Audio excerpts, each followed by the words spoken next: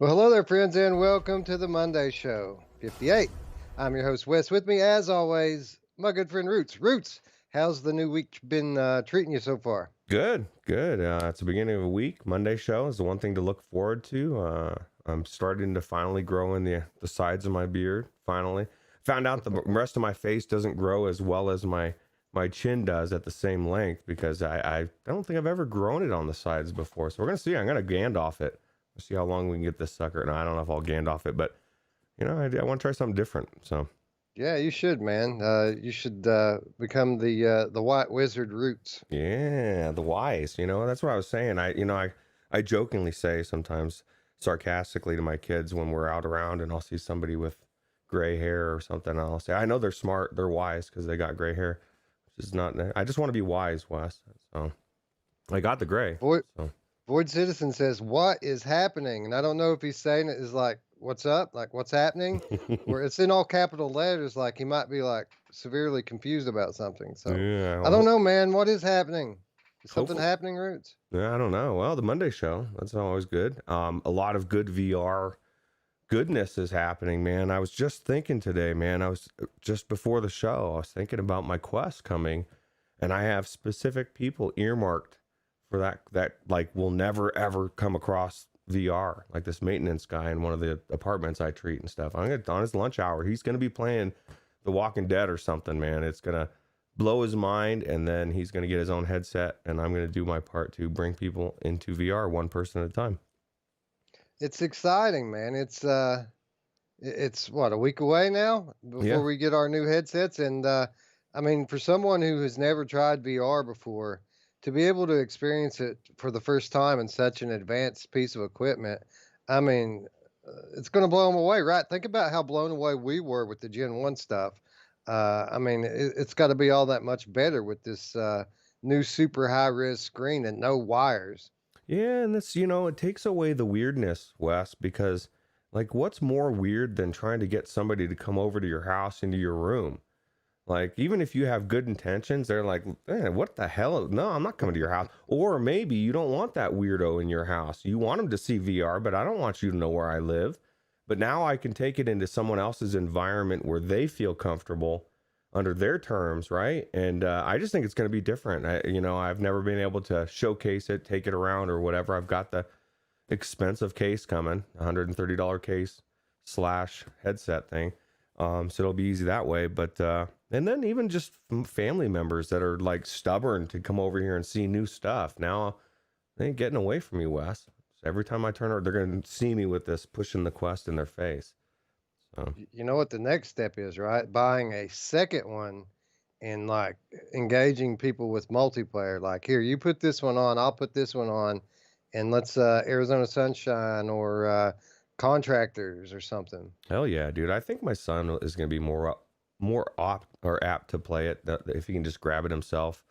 Or maybe, I just say, hey, go hang out with it tonight, and he takes it in his room and goes plays, whatever games he wants to play. So it'd be Well, I'll cool. just tell you what, man, if you let any young man have your VR headset for the Mm. night and take it in his room by itself, they're going to buy one the next week. Yeah, absolutely. 10 Well, times out of 10. yeah, that's true. That's true. And I've been trying to get him into VR for a long time. Although we play, he's opened my eyes. He's the reason why I've started like opening my eyes a little bit more to the quality of VR.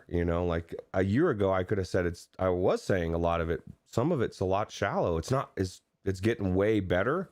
But the gameplay, right? So now when you see a Saints and Sinners where the gameplay loop and everything is perfect, I appreciate it a lot more than I used to. I used to just think it's VR. It doesn't matter what game it is.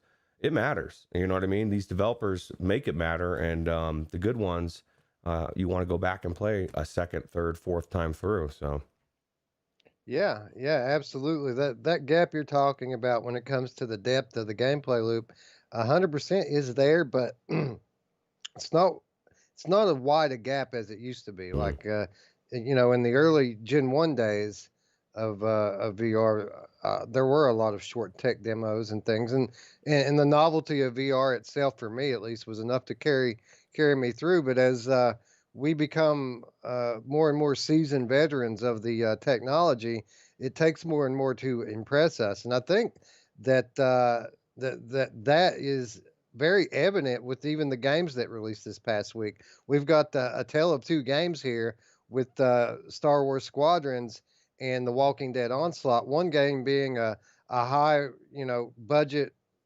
uh, very highly produced, fleshed out experience versus another game, which quite honestly seemed like it came straight out of 2017.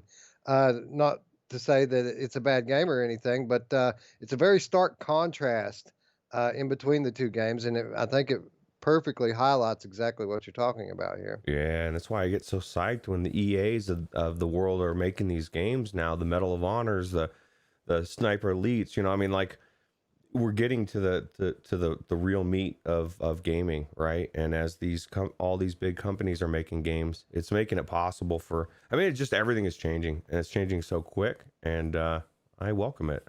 It's exciting.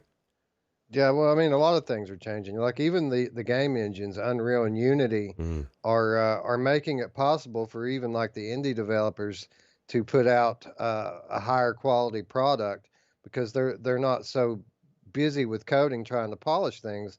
Things kind of, the prepackaged experience coming from these game engines is actually pretty good now compared to what it was just a few years ago. Yeah, it's crazy. Well, and just that's why we're becoming snobs now in VR, right? We're like, I mean, the bar is it's not creeping anymore, Wes. It's like rising. If it was water, I would think I was drowning. That's how quickly the bar is rising for content anymore. So, which is good for Well, I mean, us.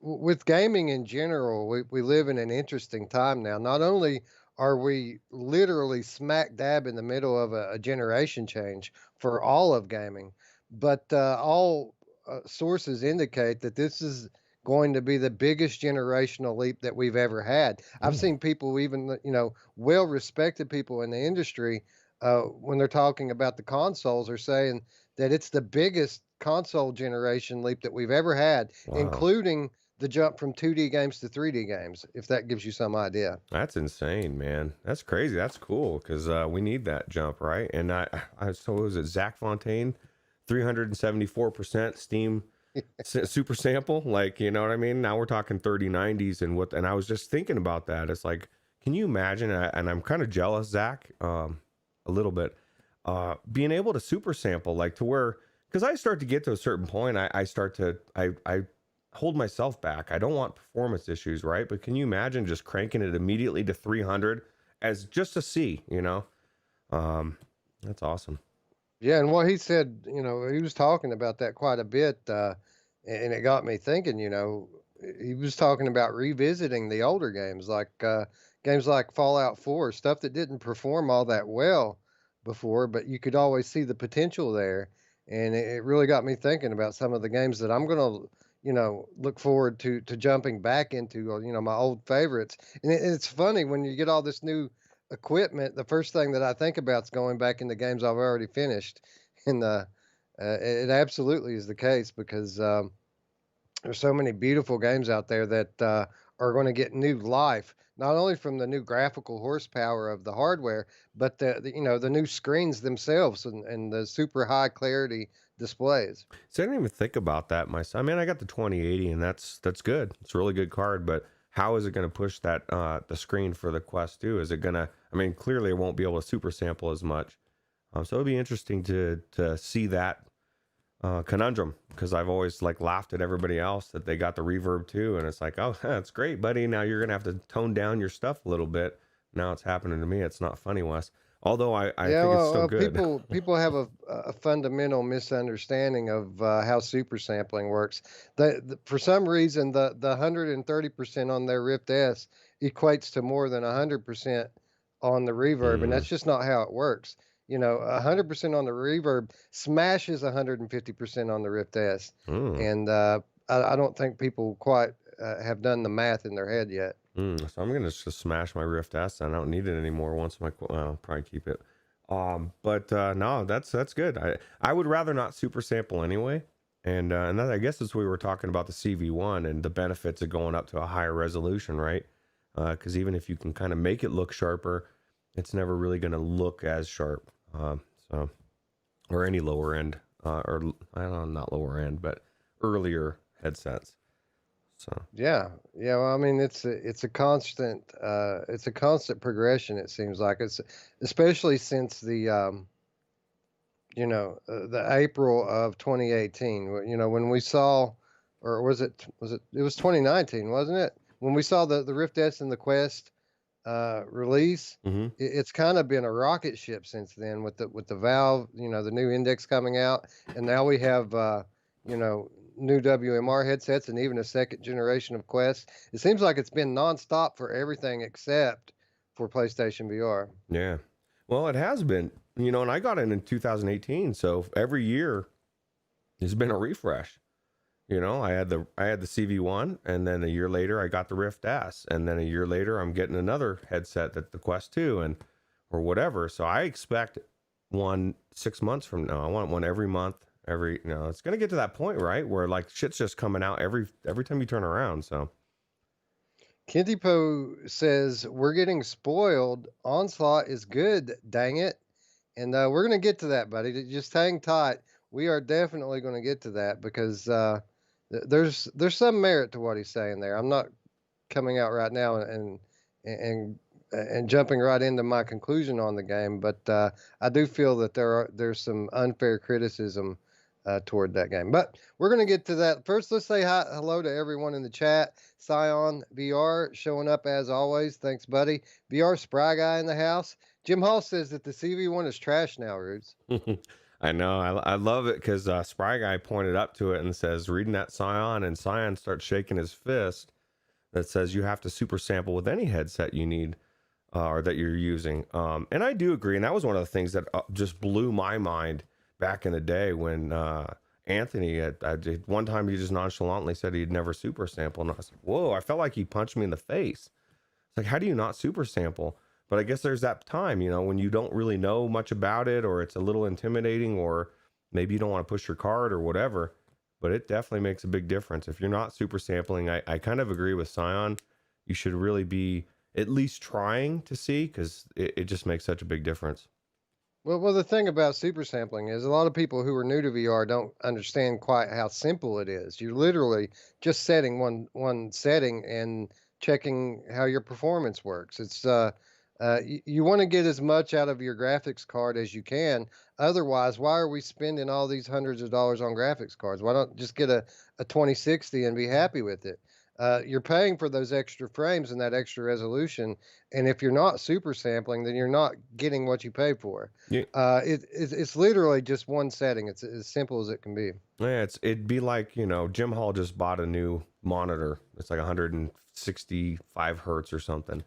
But it'd be like him buying it and leaving it at 60. And you're like, why did you spend all the extra money? Because you can get a 60 hertz for really cheap, right?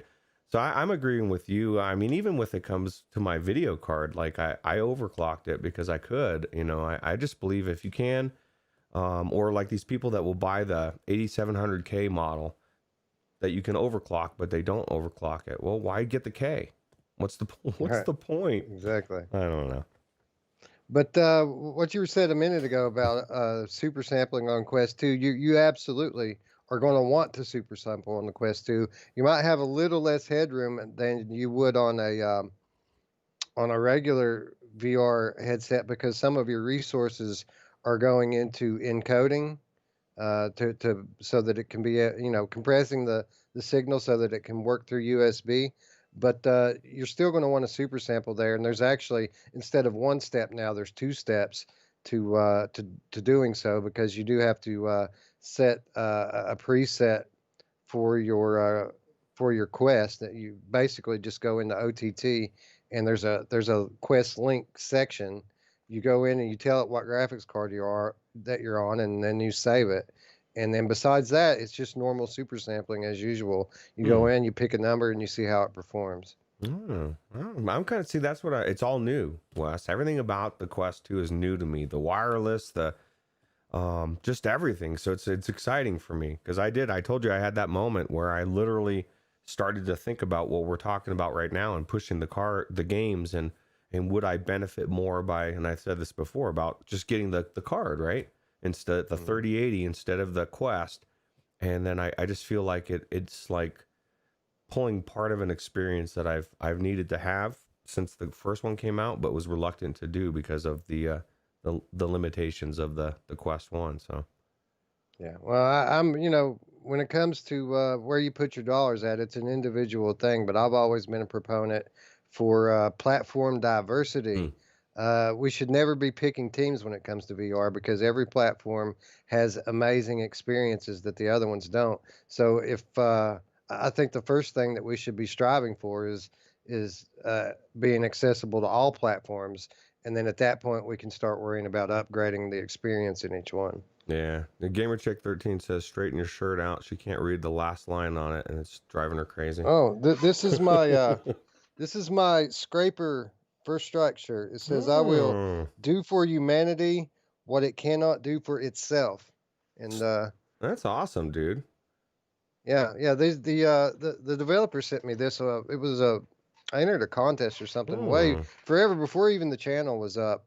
I entered a contest to win a VR headset, and I didn't get first place, but I got second place, which is like an early copy of Scraper and a box full of swag. And this is one of the shirts they sent. I needed to get back into Scraper, man. I really enjoy that game. I don't. It's different, man. I just something about it. I just really had fun with it. So. Yeah, it was a good game, a very high quality game, especially for the time that it came out. Very polished. Hellblade. That's my number one for graphics to watch because I haven't finished it, Wes. So I'm glad I never finished it. So now I can. Oh, you didn't finish Hellblade? Mm-mm. No, I got stuck on one of those puzzles, and before people said to like change your perspective, and then I never went back in and never did it. So I think I can now I can finish the game in really good graphics. So. Yeah, dude, when we were talking about the topic for today's discussion, we were thinking about maybe talking about some of the games that we're going to look forward to revisiting with the new hardware. If we had went with that topic, Hellblade was going to be toward the top of my list because there's such a wide diversity of environments in that game, and they're all so trippy and surreal and beautiful, even on the old hardware. I can only imagine what it's going to look like on the new stuff. Yeah, for me, it'd be like Tetris Effect, Hellblade, anything that's super visually amazing. So, yeah, I mean that's going to be strangely that's going to be probably the first thing I do whenever I get all of my puzzle pieces in place is just go back and start replaying stuff I've already finished. Yeah, it needs to happen soon, Wes, because it just doesn't feel right for you not to have all these extra. You just the jack of all trades, you got it all, and now you're limited to one. But it's all going to be worth it when it's all there, right? 1 week, my friend, 1 week, and we're going to get there. Yeah. Anyway, let's hop into it. Again, hello to everyone in chat. Mepper, Steven Sales, Roger Dyking, Gamer Chick, thanks for coming by. Mamefan in the chat, Ruuts, Hussein X, Derail. Looks like everybody's out, man. Kenty Poo, as we already said. Roy Schwartz, what's up, buddy? Void Citizen, Mepper, everybody. Hack, even Hack, what's up? Yeah, we got all sorts of people. Actually, we've got all the best people here. Everybody here is the best people, and everybody that's not here, you're still good. You just should have been here. They're all missing out, man. We shouldn't kick them while they're down. Yeah, that's right, man. It's already bad enough they're not here live, right? So, yeah, that's true. Anyway, let's talk about it. We got a lot to talk about. Namely, we've got new releases this past week, Roots. 2 very highly anticipated releases. And when it comes to highly anticipated VR releases, there aren't many that have been as highly anticipated as Star Wars Squadrons. As we all know, this is a brand new Star Wars game from Electronic Arts, and it's a dogfighting game. But the really cool thing about this game is that it's on every platform, flat or VR. And if you're taking to the multiplayer, everybody kind of just swims in the same pool.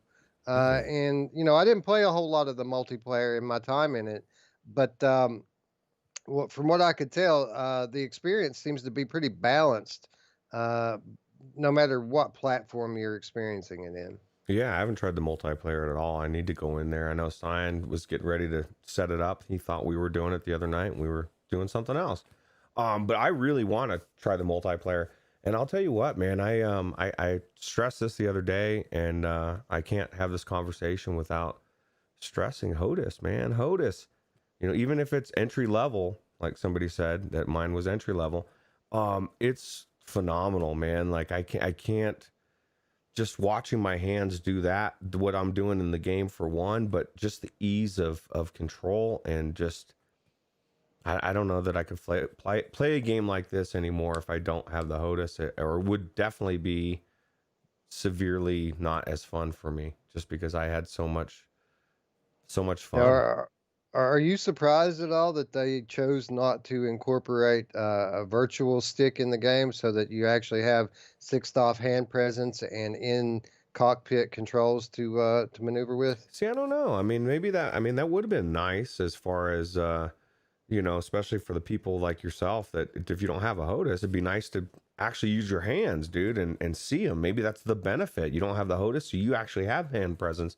I don't know if that would have been what that would have, if it would have been hard, or how hard that would have been to implement, or I guess it wouldn't have been. I mean, they're good developers. They should be able to do it fine. Other indie ones do it great, right? But let Yeah, if me. I had to, I'm sorry, go Oh no, ahead. I was just gonna preface the whole thing with there was like a lot of talk about and it's weird because everything's in this world is weird, but like the characters not being able to represent yourself in a way like diversity wise.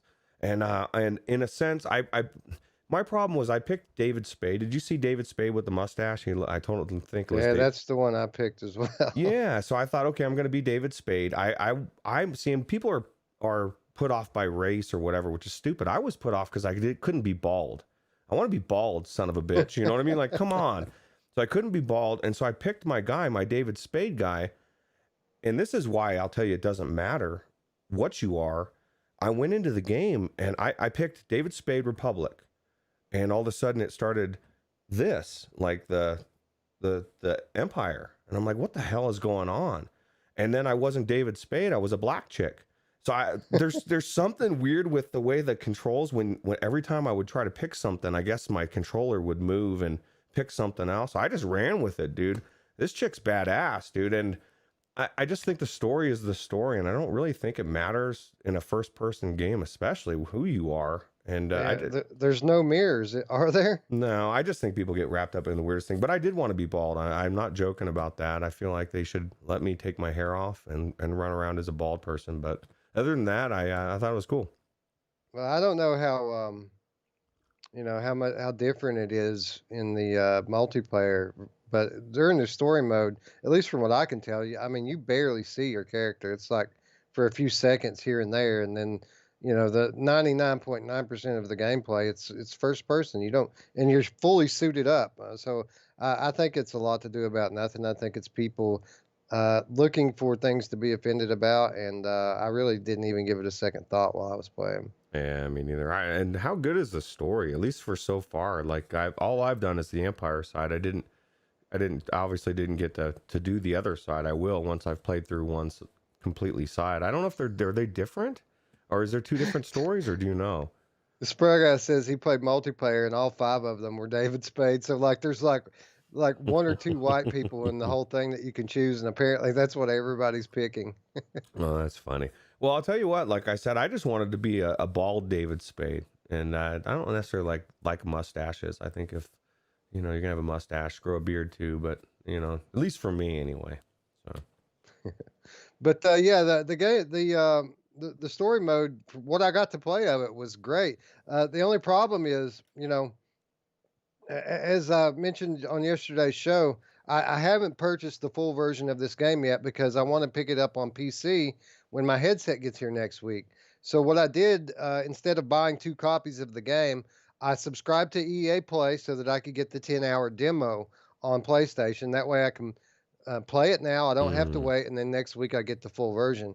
Uh, the problem is that my understanding is that I was going to get full access to the game, and that isn't true in this case. They only let you play a few chapters of the story mode, and then they cut you off and make you go to do multiplayer or training missions. mm, So I didn't get to play as much of the story mode as I would have liked, but I can already tell that that is going to be by far the main drawing factor of me to this game is wanting to play through the story because that was awesome. To be quite honest, Yeah, the story is really good. And how good did that I mean, not only the cockpit, but the bays and looking the around it. environments, like the different environments you visit, are amazing. Well, let me ask you the controversy over the skybox, okay? I don't know that there's a controversy because I don't notice. I mean, maybe I'm not as nitpicky about how everything needs to be so sharp, but we had this conversation in the Discord about the skybox and how it looks like crap and it's ruining everything for certain people. And I kind of tried to see it and I didn't. I mean, I kind of saw it, but I mean, I'm not looking at the stars in the far distance and trying to, see how clear they are or sharp. I'm looking at the thing I'm shooting. I'm looking at the big planet that looks beautiful right there. You know what I mean? Sometimes I feel like I'm in a world all by myself where like I'm just not seeing what other people are seeing. And I guess that's in a lot of things. I don't know. I didn't notice it either at all. Now, again, some of this might have to do with the fact that I am playing on PlayStation VR, which is technically a lower resolution headset. But I mean, I didn't feel like I was playing at that much of a disadvantage. In fact, the thought kept recurring to me while I was in this game that people underestimate the PlayStation VR headset itself, based on other deficiencies like the console or the tracking. I think that the headset's capable of a lot more than what people even know, and people aren't going to realize this until PS5 comes out. But no, everything seemed pretty crisp and clear to me. The only kind of issues I had graphically with it were actually performance issues in the stationary hangar scenes where you're just standing there getting ready to play. But after the gameplay started, everything ran smooth and everything was crystal clear for me. Yeah, I don't know. I guess like I said, it didn't seem like it was a big draw of my attention. Like Mamefan said, he saw it, and I'm not saying that it's not there per se. I just don't think it's as big of a thing as for some people. But I mean, I'm just I don't tweak everything as much as some people do. Maybe if I mean, just a perfect example.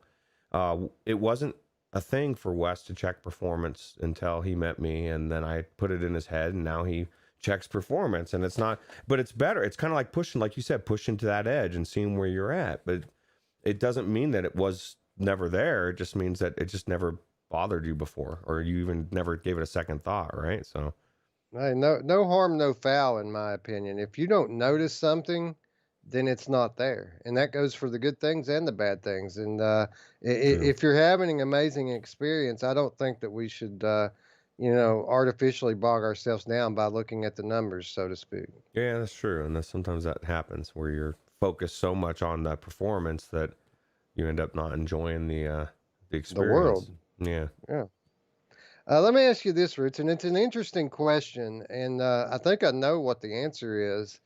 But fleet battle versus story mode, for me, it was a clear win for story mode. And I posed the question to myself, what if it wasn't Star Wars? What if this was generic space game where we weren't flying X-wings and TIE fighters, we were just flying other spaceships, and it was a similar story, but it wasn't Wedge Antilles and characters that you recognize, but instead generic characters. Um, would we enjoy this game as much as we are if it was just generic space game? I think so, at least for me, because for me, it's been a lot about the HOTUS and just discovering something that I wanted to discover in the gaming wheel that I never got that experience. I walked away from the steering wheel thinking, man, this sucks, dude. Everyone's raving about this. This time I see it, and I think the story and the acting and the polish is there. So I don't think for me it's been anything about Star Wars per se, although I will say that I did marvel, like I said, when I got in that environment in the bay and stuff. I was like, oh my god, this, and inside this cockpit.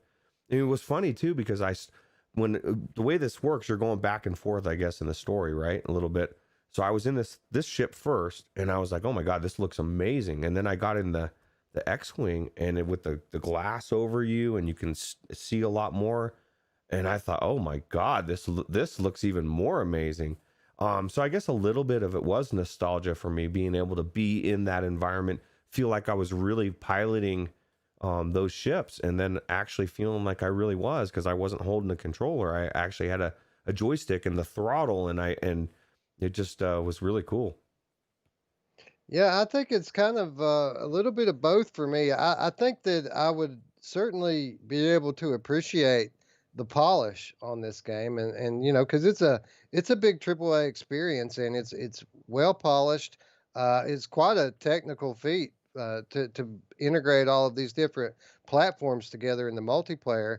But for me, I think probably half of my enjoyment of this game is the fact that it is a Star Wars game. The fact that I'm flying ships that I recognize. Mm. The fact that when I pull the trigger and shoot the blaster, I recognize the sound.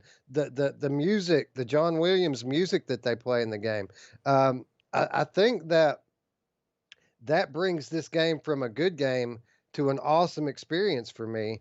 And I'm not sure. I mean, I would probably enjoy it, but I'm not sure that I would play this game more than a few times if it was just a generic space game. Because to be quite honest, this is not my genre of game. I enjoy it, especially because it's Star Wars.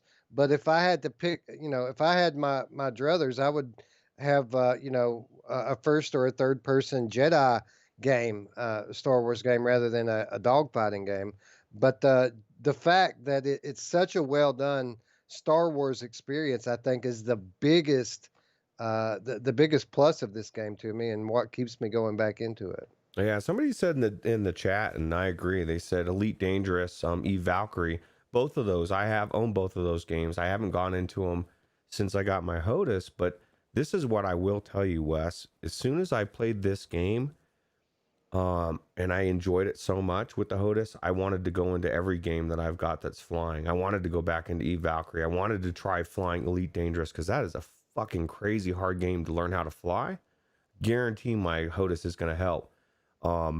And so it changes. It just changed everything for me. Just having that extra, it's kind of like I would equate it with the aim controller to some extent. It just makes me want to go back into games that I can fly with now. And it's not necessarily my, cup of tea or my type of game either. But I used to play these games, the Squadron games or the Rogue Squadron, Star Wars type of thing. So the nostalgia for that, is amazing. And I think you nailed it. I think the sounds, everything, the visual, it's immersion, right? So if I can feel like I'm in that world, that Star Wars world that I do recognize. Somebody said in the chat, I don't know how you do separate the two. I think it has to absolutely affect how much you enjoy it, right? Like, I don't think that somebody's not a Star Wars fan would say this sucks. Because I'm not a Star Wars fan, but I think they're not going to enjoy it as much as, like, say, you would or me, right? Yeah, well, I think that's it. It takes it again from being a good, highly polished game to an amazing jaw-dropping experience, just based on the fact that it's a universe not only that I recognize, but one that I've been fanatical about for decades. So how could I not fanboy out playing this game? This is shit I used to dream about as a little kid, and now we're able to do it. It kind of makes you feel like a kid again, while you're in the mid point of your life. So how close are you to pushing for your wife to leave you and get the yaw? Because that's my thought. I was thinking about that earlier today. Not the wife leaving me, but how awesome it would be to save up and get one of those Yaw VR to play something like this in. Hell yeah, dude. Because I think everything, even the Flight Sim 2020, just anything, I think it's going to, especially in VR, it's going to make it that much better. So. Yeah, it's almost getting to the point now where we have enough titles that making one of those big purchases might almost be worth the money, right? Yeah, and I'm starting to feel like that, and I love roller coasters, Wes. So I think No Limits 2 would be enough of a draw for me. And the racing games like Dirt Rally, man. Shiny Robot keeps going on about how Dirt Rally 2 is just so mind blowing in that thing. Really? Well, you need to stop, because it's going to make me go out and spend $1,500 I don't have. VR Spry Guy says, remember, you can sell one of your kids and get a Ooh, yaw. That is true. yeah. You probably get a pretty penny. You could get 2 yaws, probably, I think. Honestly, I mean, if I really wanted one, I could cancel the Quest order and forget about the graphics card, and there you go. Yeah. Well, you'd be slumming it with a 1080. I don't know if you could go back to 1080 Ti No, but you know what I could do? FTW. I could get a 3060 for a couple $100 or a few $100, and it's probably going to be slightly better than my 1080 Ti was anyway. That's crazy. That still doesn't sound right. I know it's weird, isn't it? Yeah. But I've read some leaked specs, which I absolutely believe to be true, and it's going to have the same amount of VRAM as the 3070, only a few less cores. Hmm. So it's not going to have quite the compute power, but it's going to be 300 to 350 in terms of cost, and the performance level is going to be right around the 2080. Wow. Well, there's going to be no excuse to not get into PC gaming anymore soon. That's absolutely correct. But anyway, while we're here and while we're on the topic, I actually want to pose a question to those of you in the chat who have played this game, because I didn't do any of the multiplayer, but I did a lot of training, in fleet battle training, and kind of the idea is here that you take on these waves of TIE fighters.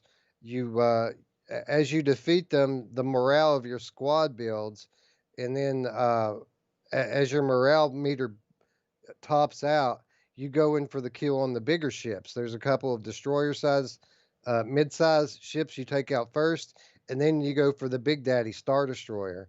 But I played this thing for hours, this one battle for hours, and I got to the point where I'd almost completely destroyed the Star Destroyer.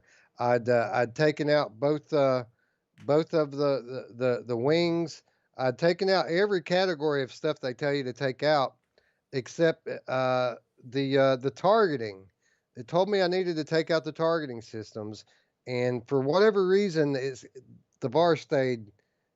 Just one little spot was left on the bar, and out of 100 on the health meter for the Star Destroyer, it stayed on 1 for like an hour, and I kept going all over the thing, blowing up every part of it with missiles, and for some reason it would never let me defeat the thing, and eventually I just gave up. So if somebody out there knows what I'm talking about, and they happen to know what it is exactly that I'm missing that kept me from being able to win the game, please share it with me, because I am going to go in for some multiplayer before I run my 10 hours out, and I really would like to know what I need to do to actually win. Yeah, that's crazy, man. 1%. I don't know. You got some tenacity, dude, to sit there for an hour trying to get that thing that I would have been like, what is going on? Probably would have smashed into it just out of being pissed Oh, off. I did a bunch of times. That's crazy. The cool thing about multiplayer is if you die, you're not dead. You just respawn like any other multiplayer game. Yeah, just like real life. If you die, you just respawn. Just don't try that at home, because I'm not going to be responsible.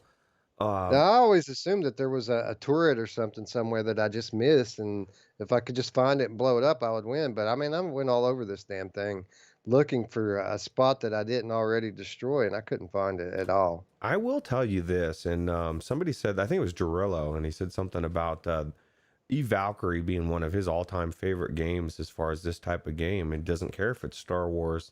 He was just put off, or wanted, not necessarily put off, but wanted a campaign, right? Which this does perfect. And I'm the same way, man. Valkyrie, and that was Drillo. That's one of the things you need to link in the Discord, your settings for your HOTAS that you were talking about with Alex, because I do feel like as I'm whipping around, like Valkyrie, you whip quick, man. It lets you just whip around really fast. And that's what I want to do. I've got to get my HOTAS a little bit more sensitive, to where I can just whip it really quick. I'm sure it's set to default just because they don't want people to get sick. And but that's the thing, man. If you can, I mean, the faster you can turn around, just like any PvP, right? You want to be able to turn around quickly and nail those people. So yeah, Roger Dyking says shield generator first and then targeting. Yeah, dude, I destroyed the shield generators. I destroyed the things off of both wings. I literally wiped out all of it. There was just a little bit of the targeting thing left, like a tiny bar of the whole meter that I couldn't find. Uh, Mamefan says a door at the back. I blew something up on the back. I don't remember exactly what it was, but there was some stuff back there that I did blow up. You know who else likes a door in the back? My mom! I tell you what, Roots, I think we have an opportunity here. We've posed the question, how much of the enjoyment of this game is Star Wars? And some people are saying not much, and I'm contending that it's a lot of it. Uh, we're getting new headsets this month. I say after we get those headsets that we revisit some of these titles. We play Elite Dangerous. We play Eve if it's still online. I don't even know if it's still up. But we try some of these other games out. I've never played any of those games. And we'll see how I like them and how you like them compared to this. And then we come back on a future Monday show and we talk about it. Hell yeah, dude. Because Elite Dangerous, dude. I do want to play that game again because it took me, Wes, it took me 2 hours to learn how to fly and land. And like take off, go somewhere and land. That's how crazy the how intricate the flying is. So if I can do it with my HOTAS, I'm all about, making it easier and just seeing how cool it could be, because I don't know, it's really cool. And Spry Guy said that's one of his all-time favorite games is Elite Dangerous. Drillo says, Wes is talking about the last prologue PO2 mission. It took me 3 tries. The target is on top of the destroyer, and it's a laser sponge. I'm actually talking about fleet battle training. It was multiplayer training. But I assume that whatever it is I'm missing was something that it teaches you during the story mission that it actually didn't let me play. So that may very well be what you're saying there, Durillo, that may be the thing on the top of the destroyer. I don't know. We'll give it another try and see. I don't want to use my entire 10 hours up in training, though. At some point, we're just going to have to rip the Band-Aid off and jump in. Well, you're going to be playing it soon on PC, man, next week. But yeah, that's why I love Durillo when he's here live time, man. He's a wealth of knowledge. Well, I guess that should really say everything that we need to say about whether or not we recommend this title or not. The fact that I've played the story mission, the fact that I've played the multiplayer training, and I've played, I'm going to get 10 hours of time in on it. I'm still planning on buying it. It's a $40 game on PC, and I still, despite the fact that this is not my type of game, not even close to being my favorite genre, I 100% am still going to go buy it after playing it. And I guess that's a bigger testament than anything else I could say as to whether or not I would recommend it. Absolutely. That's exactly what Jim Hall said. He just said Squadrons getting people into flight gaming that weren't into it, even himself. Like he even bought the flight simulator, right? Because he enjoyed this so much. I don't think he has a HOTAS either.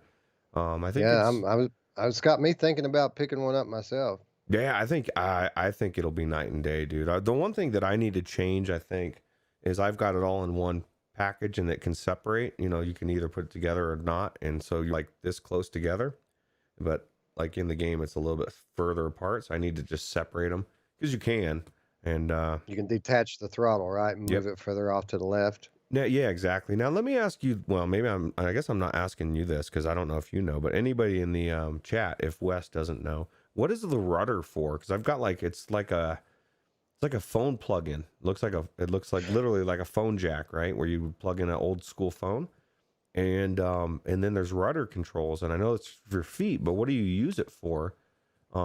In games like this or that type of stuff. And does it matter? Is it worth picking up the rudder? I'd say it's just a way to not put so much of the responsibility on your right hand. I imagine it probably controls the tilt of the thing left and right. That'll be interesting. That would be my guess as a layman. I don't know. Well, yeah, I know I know it's pedals, but that's the thing. Is like, okay, say I'm playing Flight Simulator 2020. Why do I need the rudder? Because I'm clearly using it, the HOTAS and everything else. I don't have a rudder. Everything's fine. I'm okay. I'm still flying. I didn't crash. But would it make it that much better? Am I missing out on not having the rudder? Like, am I gonna a year from now say, dude, I was so stupid, I should have had that rudder the whole time, or is it no big deal?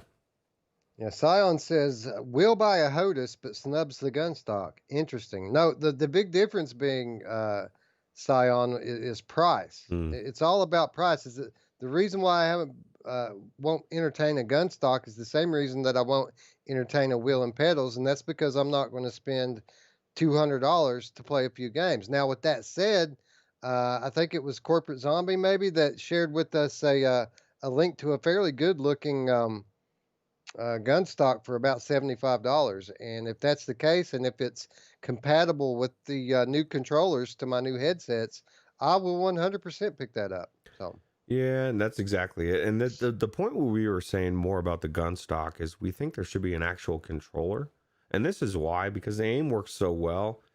I don't. I'm not 100% convinced that having a gun stock that I have to constantly switch around, the move this gun. Yeah, it's got magnetic stuff or whatever, but it's a little weird to have to detach and reattach, and maybe it's not as complicated as I feel like it would be, but maybe I just use my controllers. It's cheaper. Scion says $130, and I just say this: gun stock, HOTUS, steering wheel. I'm not paying $130 for any of it, man. You got to get it down under $100 if you want me to consider it. And like I said, there's a gun stock, a pretty decent looking one for around 75 or $80 that I am considering. My only hesitation being that all of my headsets are new headsets or new controller form factors. I don't know if they would be compatible with it quite yet. I might have to wait for them to update their product before I can actually pick it up. Yeah. And I guess the rudders for like turning, rolling or whatever, like on this game, there's a little button, a thing on the front of the left part of it, the throttle that has you roll. I use that, but I guess I would use the rudder for that instead. And then I don't use it for anything else because in the flight simulator, because that same button that I just used for the rolling is actually for, like I was telling you, adjusting. Don't have to like hold it steady. It like evens the plane out, whatever that's called. I can't remember. I'm already forgetting terminology, Wes. So It don't matter. You know what you mean, and that's all that counts. yeah, absolutely. Anyway, I think it's a unanimous thumbs up here. Anybody who's a Star Wars fan or a flight sim fan or both, highly recommend this game. It's an amazing AAA VR experience in a time where we still really don't have a whole lot of amazing AAA VR experiences. Yeah. So, absolutely worth the $40 of admission. Yeah, and it's a great game to point to. I've already pointed to a couple people this week that are huge Star Wars fans that aren't even gaming fans, and I told them, look, you could be in that in VR, and they're like, see the light bulb going off, right? Yeah, people don't understand because even like people who get the concept of virtual reality and being in the game, they don't understand what the 3D is like. Like when they picture it in their head, I imagine what they're picturing is a 360 flat image around them. And they don't understand that everything's like true to life 3D in most good games. And what they really don't understand is the power of 3D audio and the fact that you can hear things going on all around you. And if the developer is worth their salt, you can hear exactly where things are at. Yeah. It's an amazing experience, and really the only way for people to really understand is by trying it out, and that's why the Oculus Quest and now the Oculus Quest 2 is such an impactful, important product for the future of the platform. Yeah, especially in 2020. You go back to 2018, you might go try VR in a VR, who knows, like at a show or just anything, right? But now everything's so weird. People are so afraid of this virus and they ain't going anywhere. But if somebody in your family has it, like the whole world is sick, they're all suspect, but not Joe over there, man. He's my family. He's good. And so you're apt to put that on your face, just not some strangers, right? So Yeah. Gamer Chick says they're thinking of IMAX more than VR, and that's probably true. But the funny thing is, They've never tried VR. I've never been to an IMAX theater, Roots. What? Really? Well, it's pretty Yeah, cool. I I mean, mean, the closest one to here is like a 2 hour drive. yeah, to me the IMAXs are really cool, but I think the next level will be the IMAX that's in your headset, you know.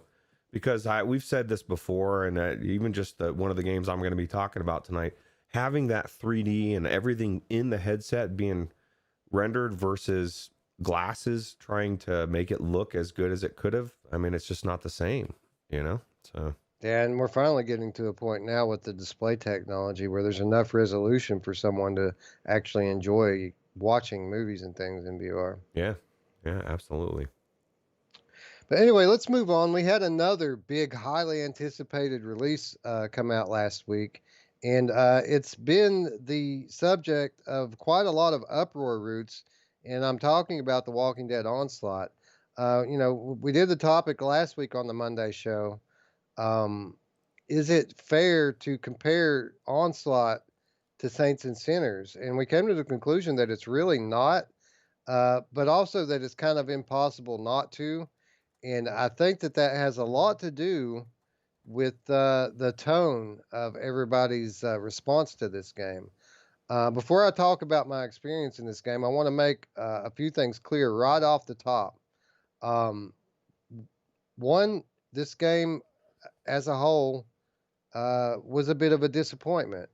Um, with that said, I think that it's being it doesn't deserve all of the criticism that it's getting. People are acting like this is the worst game that ever was, Roots. And I'll tell you this right now, in my experience, this has been a fun game. I've looked forward to going back into it every time that I've played it, and I've played a lot of this game, Roots. I played a lot more of this than even the Star Wars game.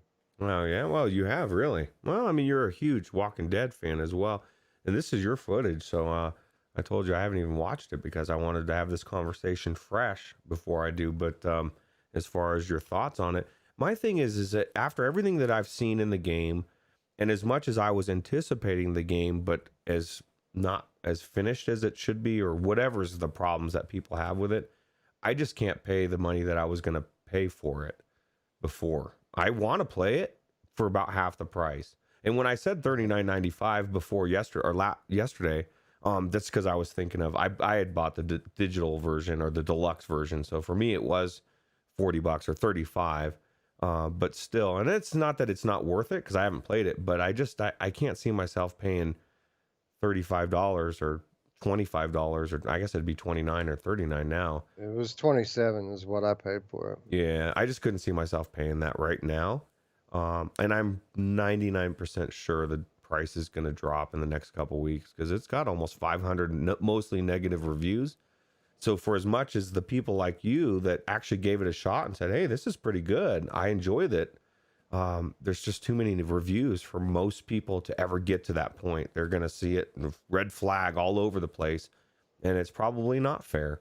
Yeah, I've seen comments. We've done a lot of content over this game, and I've done even more talking about it in the message boards and things over the last week. And every time I say anything about this game, there's always one or two people that leave a comment to the effect of, this game is absolute trash. It's garbage. It's the worst game ever. And no, it's not. It's a big disappointment. I will 100% agree there. It's disappointing. But again, I think that this comes back to a theme that often we often revisit when there's a failed launch in VR, and it's always comes down to what people are expecting. And I think that the problem here with this game mainly is what people were expecting it to be. And I'm not saying that people were wrong to expect more. I expected more. I mean, you got the fact, first of all, that this is a Walking Dead game and not just any Walking Dead game. This is the AMC's official Walking Dead game. It has all of these different characters in it that we all know and love from the show. And guess what, Roots? They didn't even tell people that the other characters in this game were voiced by the actual actors. I think the only one that wasn't voiced by the actual actor from the TV show was Rick, but all of the other characters were the original voice actors from the show.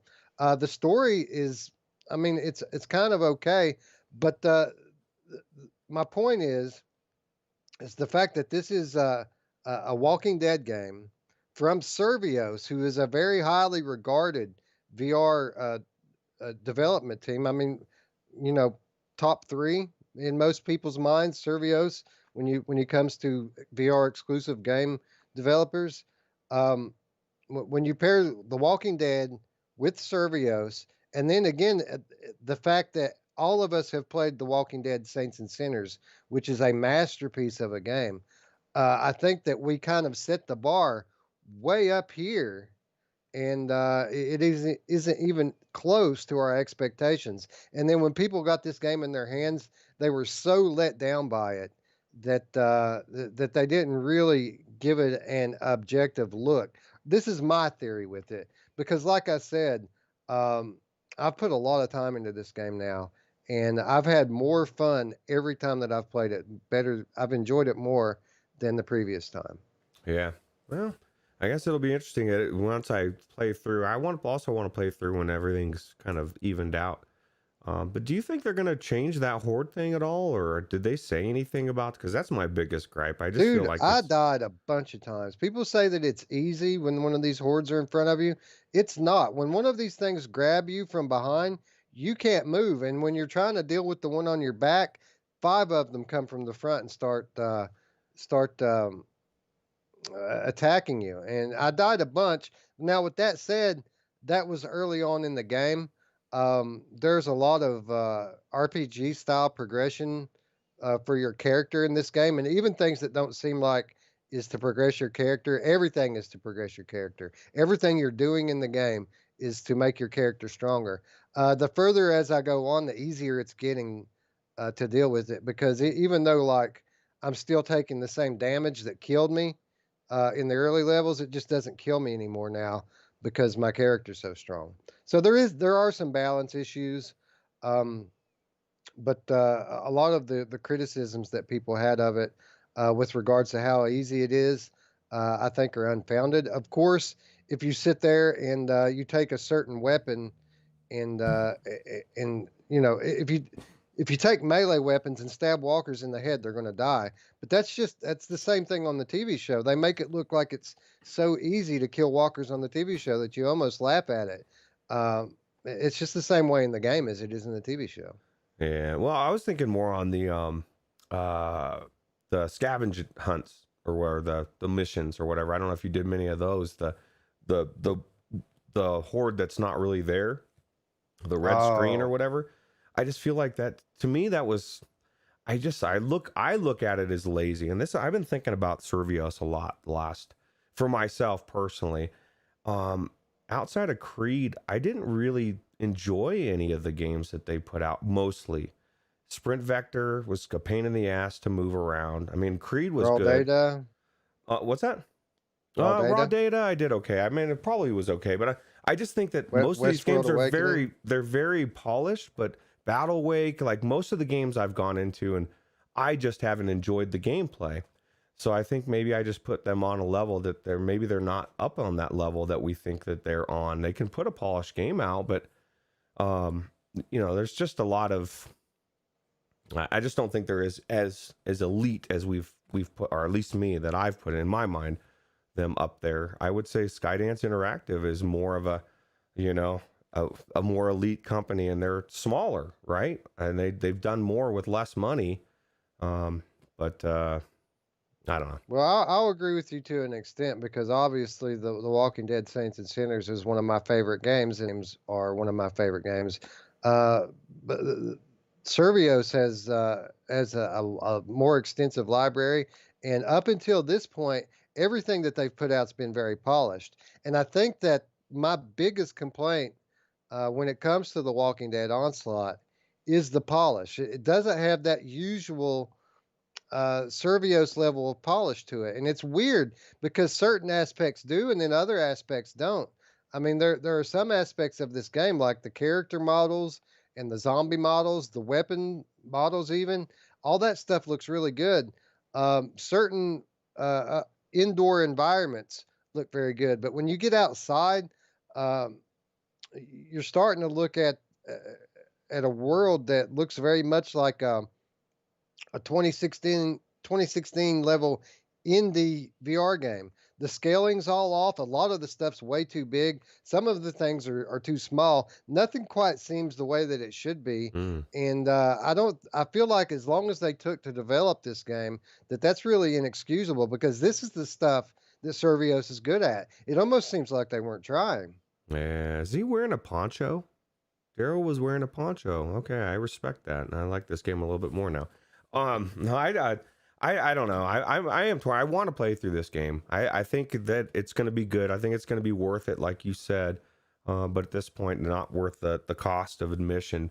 But do you think that the problems that you think that are here, do you think they'll iron them out? Because somebody was. I think they'll get better. They've been raked over the coals by the VR media. I mean, people are treating this game like it's Weeping Doll or some kind of like Dying Reborn or some kind of old janky piece of crap. But it's just I think a lot of the people didn't quite comprehend just how arcadey the game was going to be.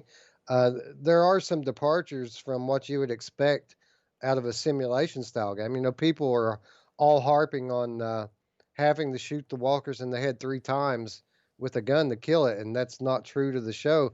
But the fact of the matter is they had to do something to make it a little more difficult to kill the walkers. And they say that you don't have to you don't have to use the guns because the melee weapons are so powerful. Well, I mean, it's really a tale of two games here. You have your scavenger missions and your story missions, and I don't use the guns at all in the scavenger missions. You really can't. You're speed running. There's constantly walkers always bearing down on you, and you don't want to use a ranged weapon like a gun when they're right in front of you. It takes too long to reload, and they're going to overwhelm you quickly if you do that. So you do kind of stick to the knife. The machete's probably my favorite one. They also have Tyrese's hammer, which is very effective, especially with armored walkers. So I like the machete and I like the hammer when we're going through scavenger runs. But when you're playing through the story, it's a lot more slow paced. A lot of people said they didn't like the story mode. I tend to prefer the story mode because it allows you to explore the maps, and it's really more of the collect-a-thon Arizona Sunshine style of gameplay that I enjoy when you get into the story mode. And when you're playing in the story mode, I barely use the melee weapons. I choose to use the guns because I just like shooting things in VR. And if people decided that they wanted to use the melee weapons primarily when they didn't even ever have to really get close to the walkers, I mean that's your choice. That's on you. That's not the game forcing you to use melee weapons. That's you choosing to kind of exploit a loophole, if you will. What do you think the deal with Andrew Lincoln is? Like they got I think everybody. He left the show. I think he left the show 2 years ago, is what I think. And they couldn't get him to come back, or because if they could have had everybody, that would have been one extra thing. Yeah. It's cool that they got everybody else, but I mean, it's weird that they didn't say it. Wouldn't you be like screaming, "Hey, we got the whole cast except for Rick"? Yeah, it is weird. And what's even weirder is that's another one of my big complaints with the game is the Rick voice actor. Not that he does a terrible job, but again, this is arcade style gameplay. So you have, like with most arcade games, you have like these phrases and things that that your character keeps repeating over and over again. And it just sounds so silly and ridiculous with this Rick voice actor trying to put on a fake accent. Every time a zombie even touches you or get close, he'll do something like, "Oh, the walkers got me." And it just sounds so ridiculous. And it's over and over and over again. It really it breaks the immersion. And I mean, it was funny the first 50 times, but it's constant. So yeah, that's kind of another one of the big downsides of this game to me. Well, and with the response of the community, the negative reviews, like just everybody's knee-jerk reaction, from what you're saying, what do you think it was like the day after it released or the day of, that the main developer of the of Servios gets that text from AMC, looks down, and I mean, like, oh fuck, you know, like I just Yeah, I feel bad. yeah, I can't imagine it. It couldn't have been that big of a surprise to them. I mean, are they this out of touch? The problems with this game are glaring problems. I mean, you could these guys must not play VR at all. That's my response to that. I mean, for them to overlook the things that are problems in this game, they would have to be so out of touch with where the level of quality of VR games are right now. I mean, uh, indie games today look better than some of these environments, and I don't understand. Uh, did they have a deadline? Did AMC give them a deadline and say, "Hey, just ship it"?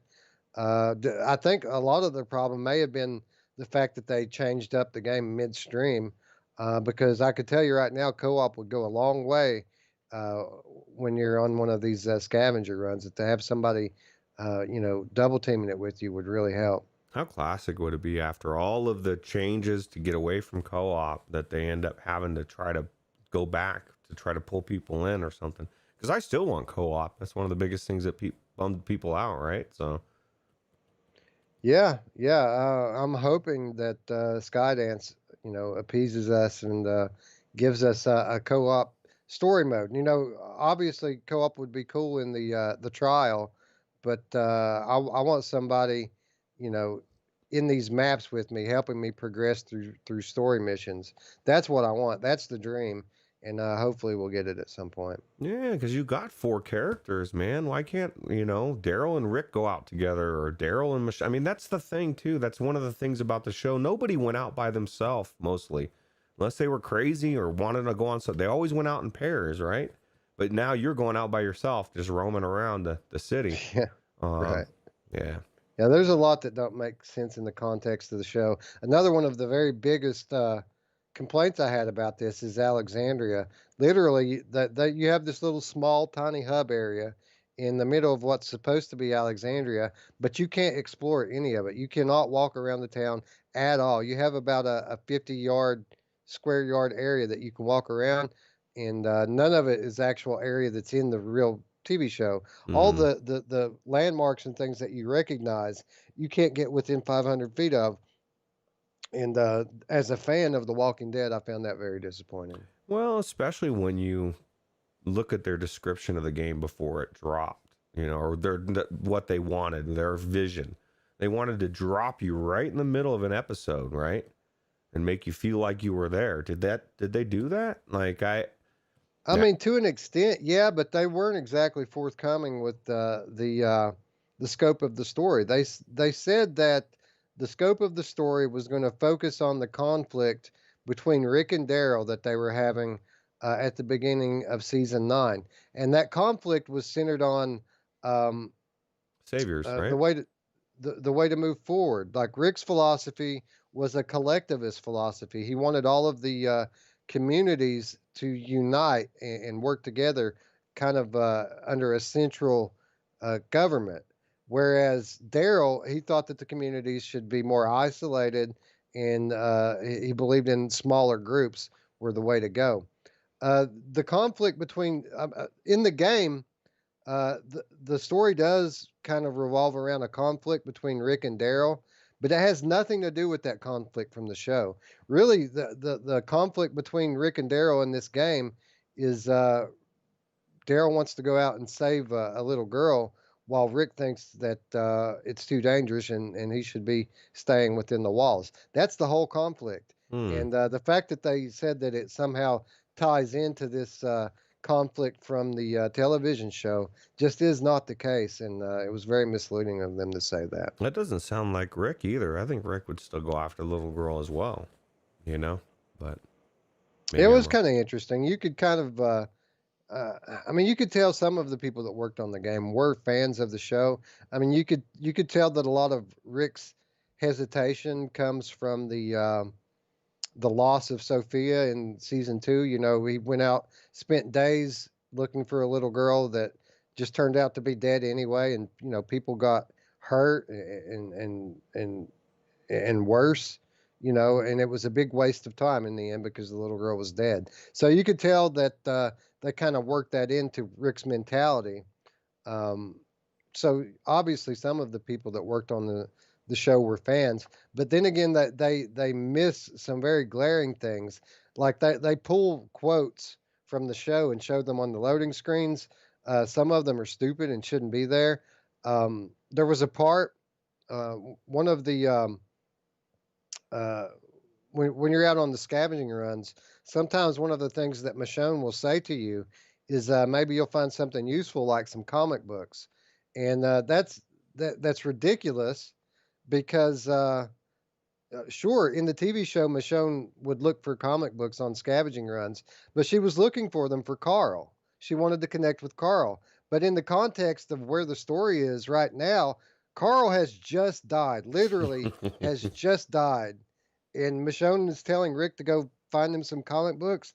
That makes absolutely no sense. She's just rubbing it The in. She's just rubbing the salt into the right. wound. Yeah, your kid just died. Go get some comic books, Rick.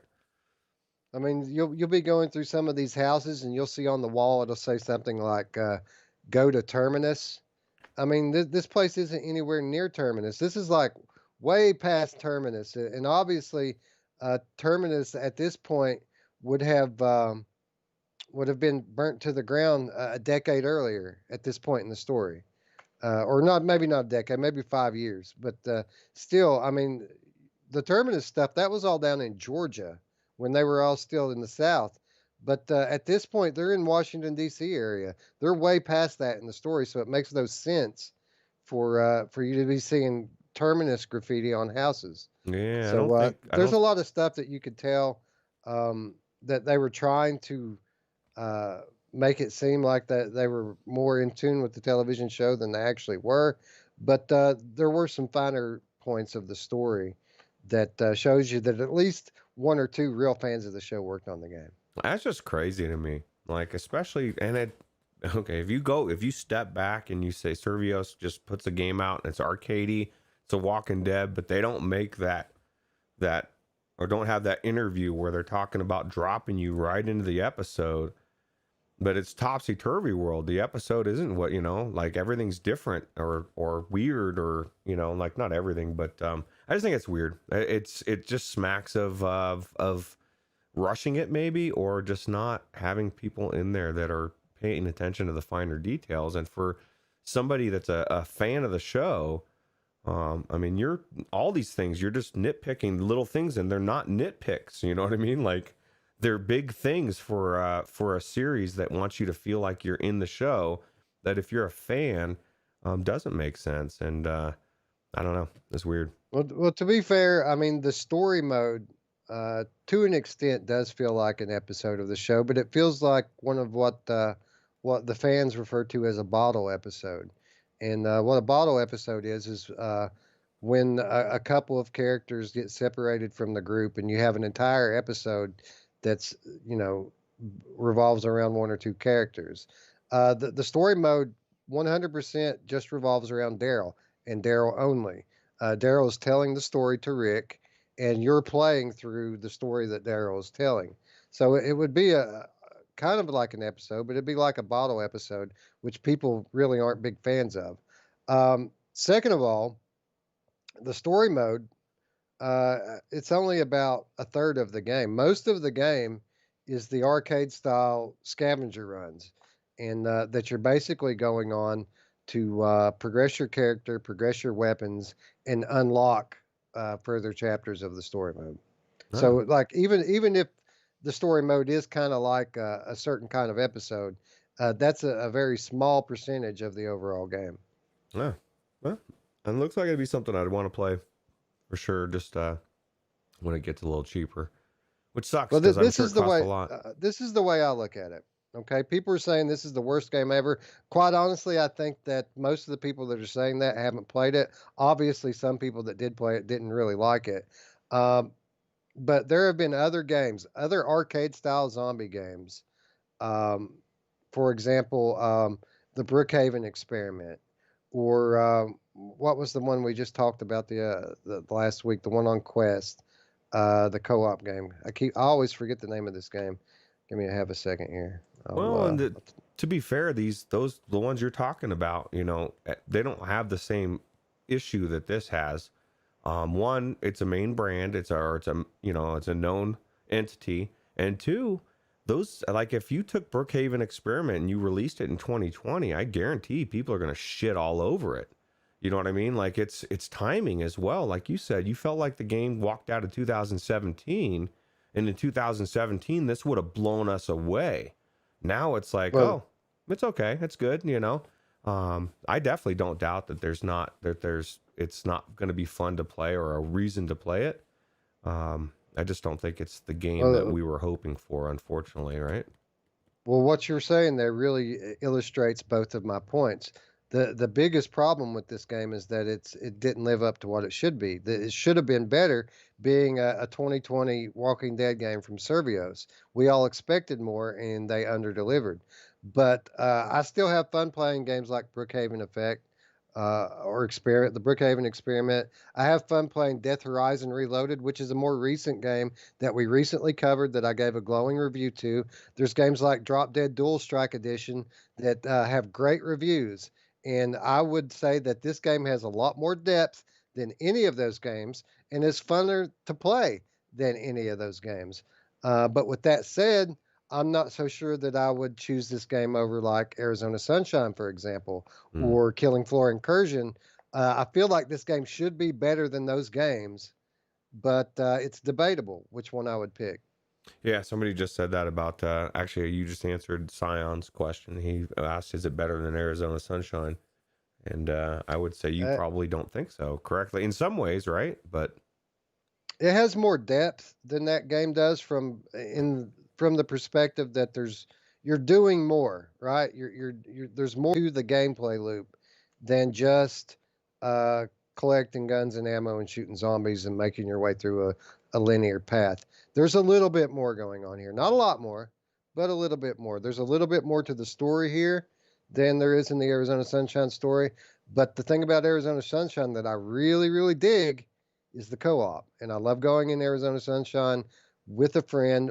It's one of my go-tos to train VR newbies how to handle VR locomotion and shooting because it's such a slow-paced game.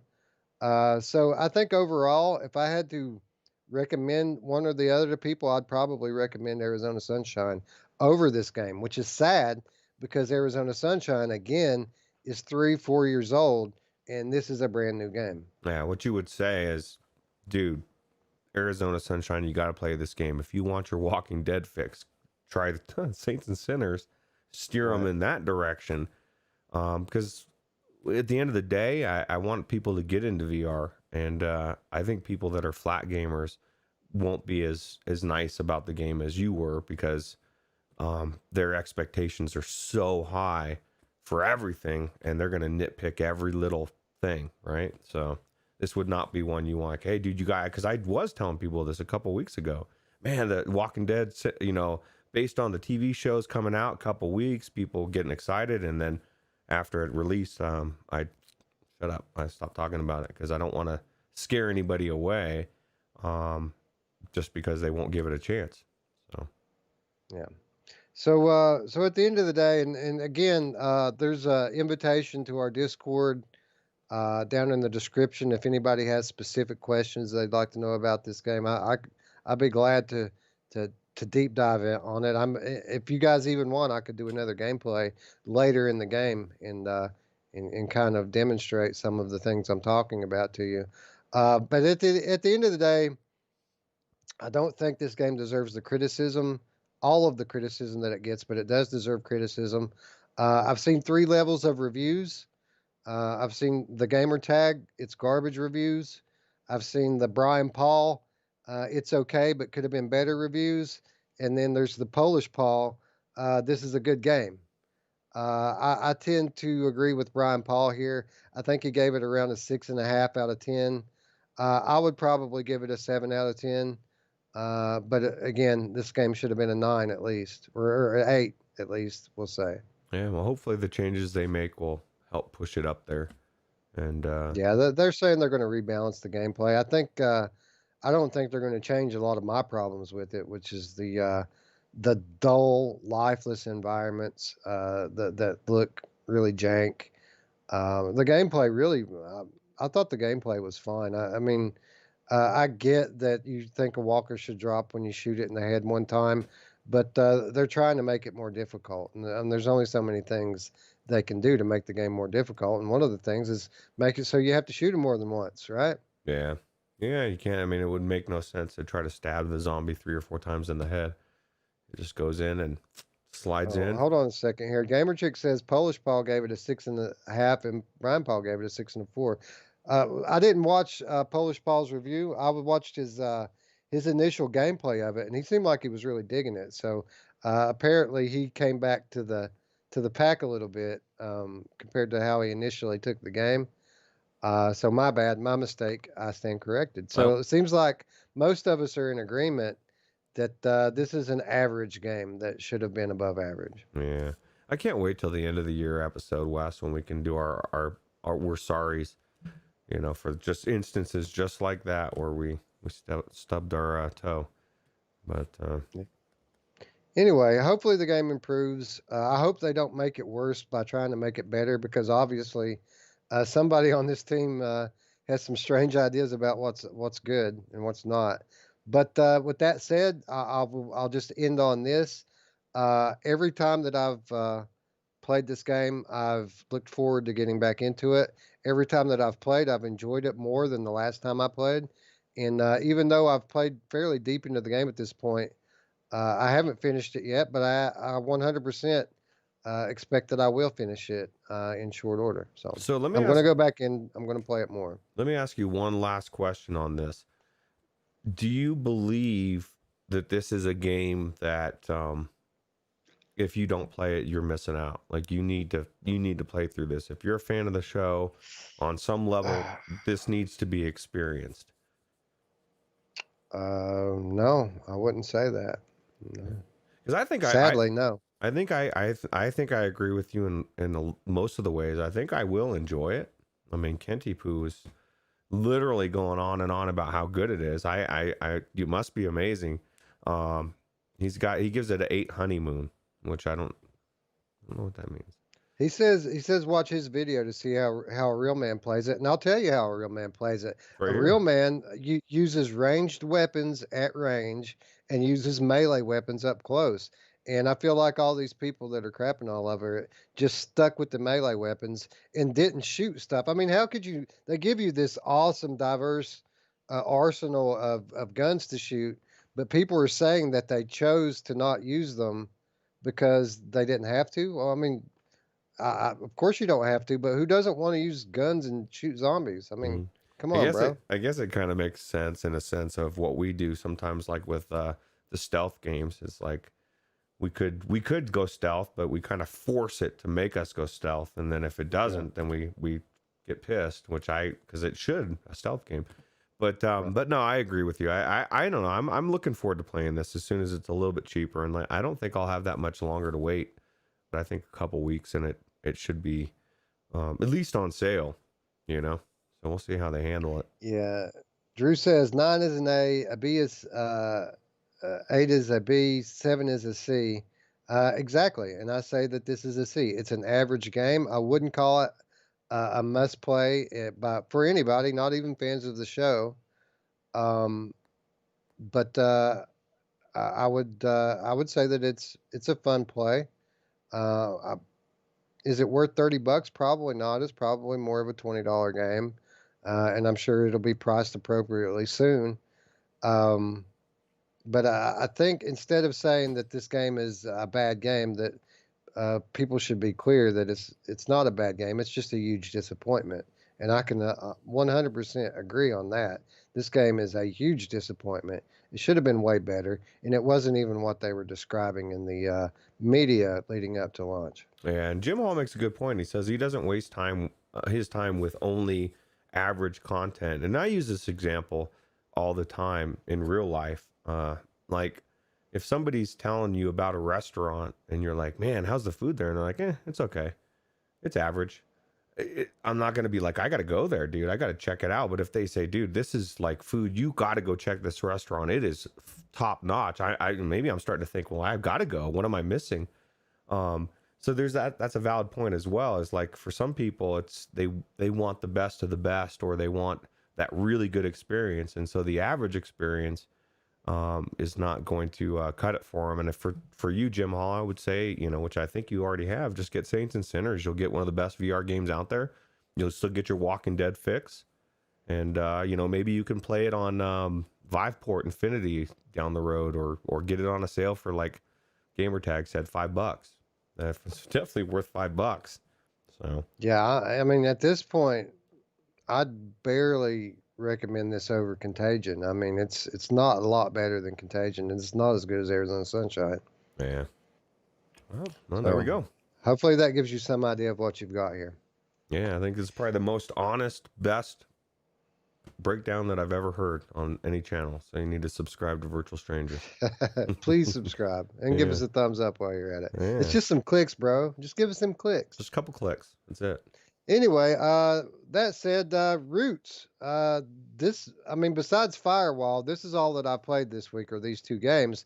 But this is not the case for you. You didn't play Firewall. You played something else, didn't you? Yeah. And actually, I played two games, and I was going to talk about this other game, but I'm not going to. I'll just talk about it a little bit, which is Phasmophobia, which is a huge game for streaming, I guess. It's flat and VR. You get to be a ghost hunter, and I haven't played it enough to talk about it, but maybe that'll be next Monday's show. But I would contend that should be 2 weeks from now, because I want to play it with you. Yeah, 2 weeks. Okay, yeah, I agree, because we need to get you in there, because there's some weird ghost stuff going on in there in those houses. But the game I did pick, which is actually, I got to thank Scion VR for this, because it was already on my radar. I tried it a little bit. I didn't finish it. And he said during one of my streams the other night, he said, I want to watch you play Journey in Vorpax from beginning to end. He was very specific, and he was specific about this as well. He said, and you can't really pay attention to the chat, like you can talk in between scenes or whatever. I tried to do my best because I want to talk. But he wanted me to have that full experience. And Wes, I forgot about how good this looked in Vorpax, how amazing it is. And the journey, dude, like, I just got to tell you, man, it's all about your friend. I found a friend in there.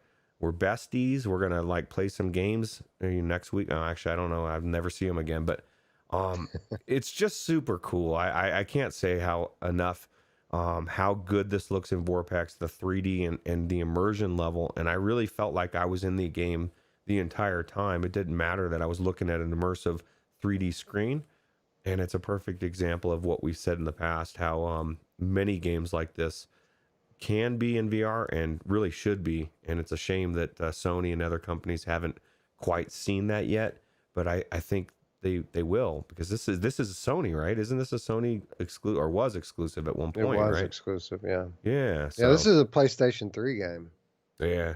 Well, I'll tell you what, it blew me away. And just the you have to cooperate. Like, there's moments, Wes, where I'm flying around and I'm with this other person, and we're like in sync, and like I'm doing my note thing to give this person the flying ability, and they're doing the same, and we're all over the place. And it was cool. It really did make me feel like it was something special between this person and myself. And then I found out at the end, it wasn't just one person. Apparently 3 different people joined in at different times. I guess maybe someone went to take a piss and I took off too fast, or I don't know. But it's just super cool. I recommend it for anybody. I actually bought it for $15 because I enjoyed it that much and want to play it again. So you will have another copy of it to try. I don't know, have you tried this before, or is this something that's on your list of to-dos in the future? Who, me? Yeah. We did a Monday show episode on this. I absolutely loved it. Oh, that's right. Okay, that's right. Yeah, it's been a while. I guess it hasn't even been that long. Did you play through the whole thing though? Yeah, Okay. yeah, absolutely. I played through the entire thing and I loved it. I thought that it was amazing how they're able to emotionally connect you to this story, and just how well they were able to tell a story with no language at all. There are no words. There's no spoken language at all in the game. There's no written words. It's just all visual, but it's so well done that you understand perfectly what's going on the whole time, and you really empathize with this character as they struggle through their journey.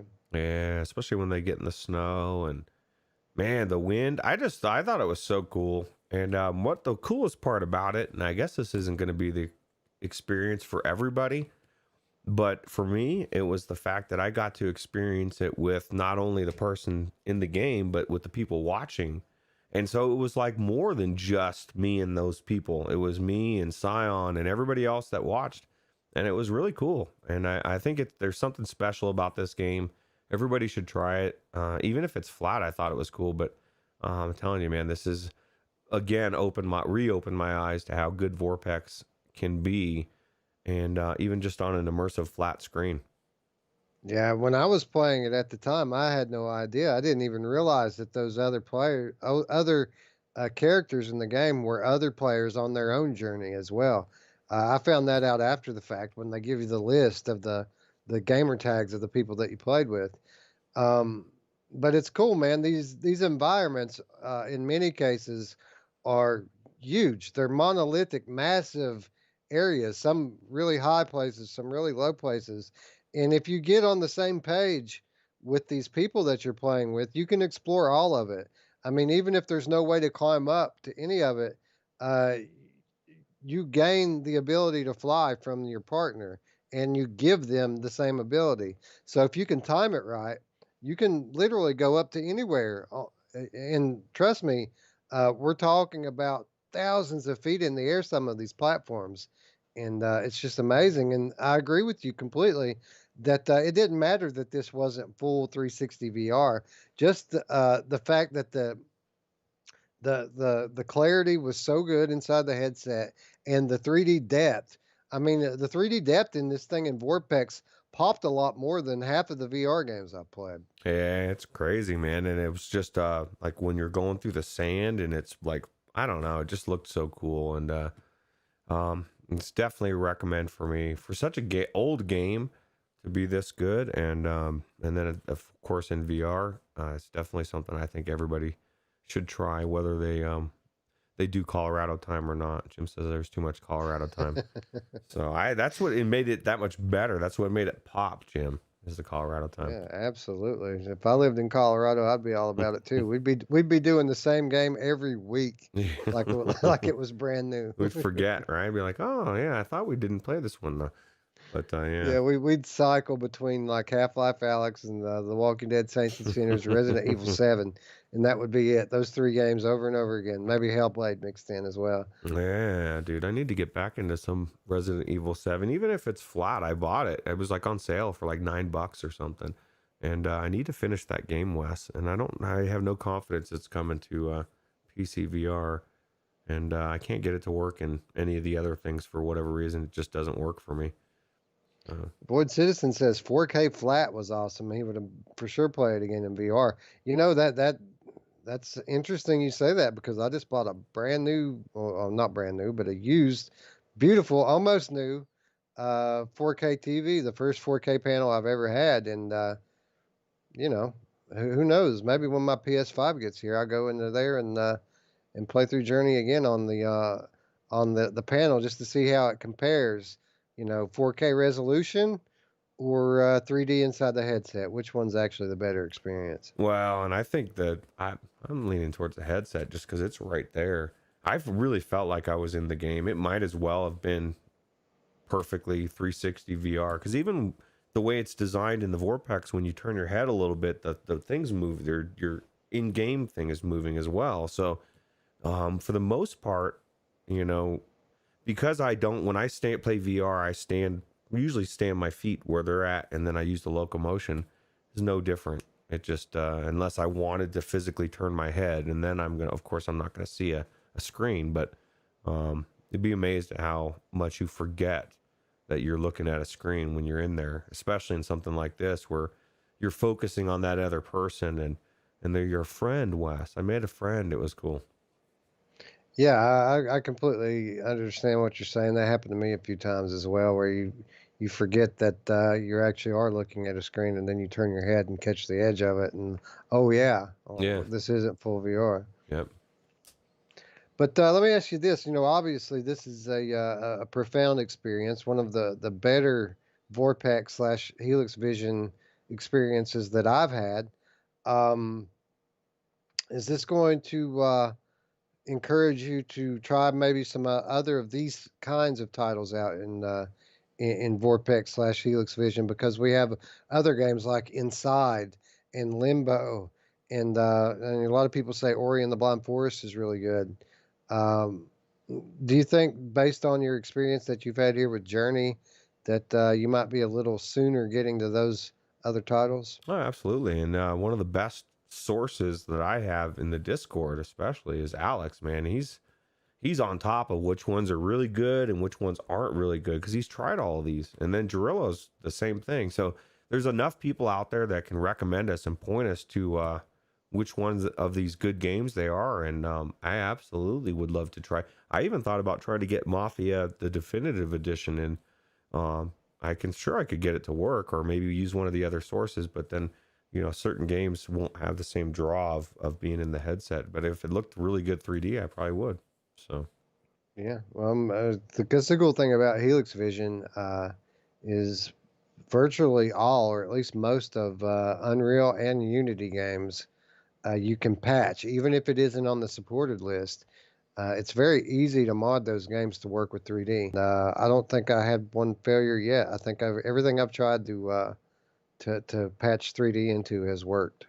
See, I can't get Resident Evil 7 to work for whatever reason. It's just not working, and that's It like the worked for one. me in Helix Vision. It was not a good experience in Vortex for me, but in Helix Vision, it did work. Now, with that said, it isn't anywhere near what the PSVR version is. The movements of the character and the interactions on the flat version are different than the VR version, Mm, and it feels a little weird once you get used to the VR movements to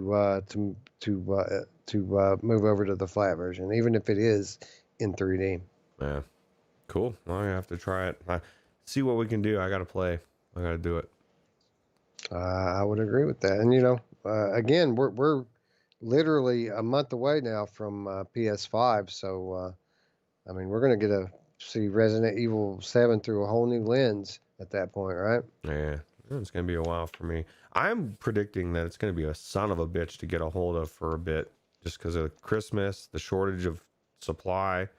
You're in a good place to have it already pre-ordered. I think February, March before it becomes readily available. I think you're right. Yeah.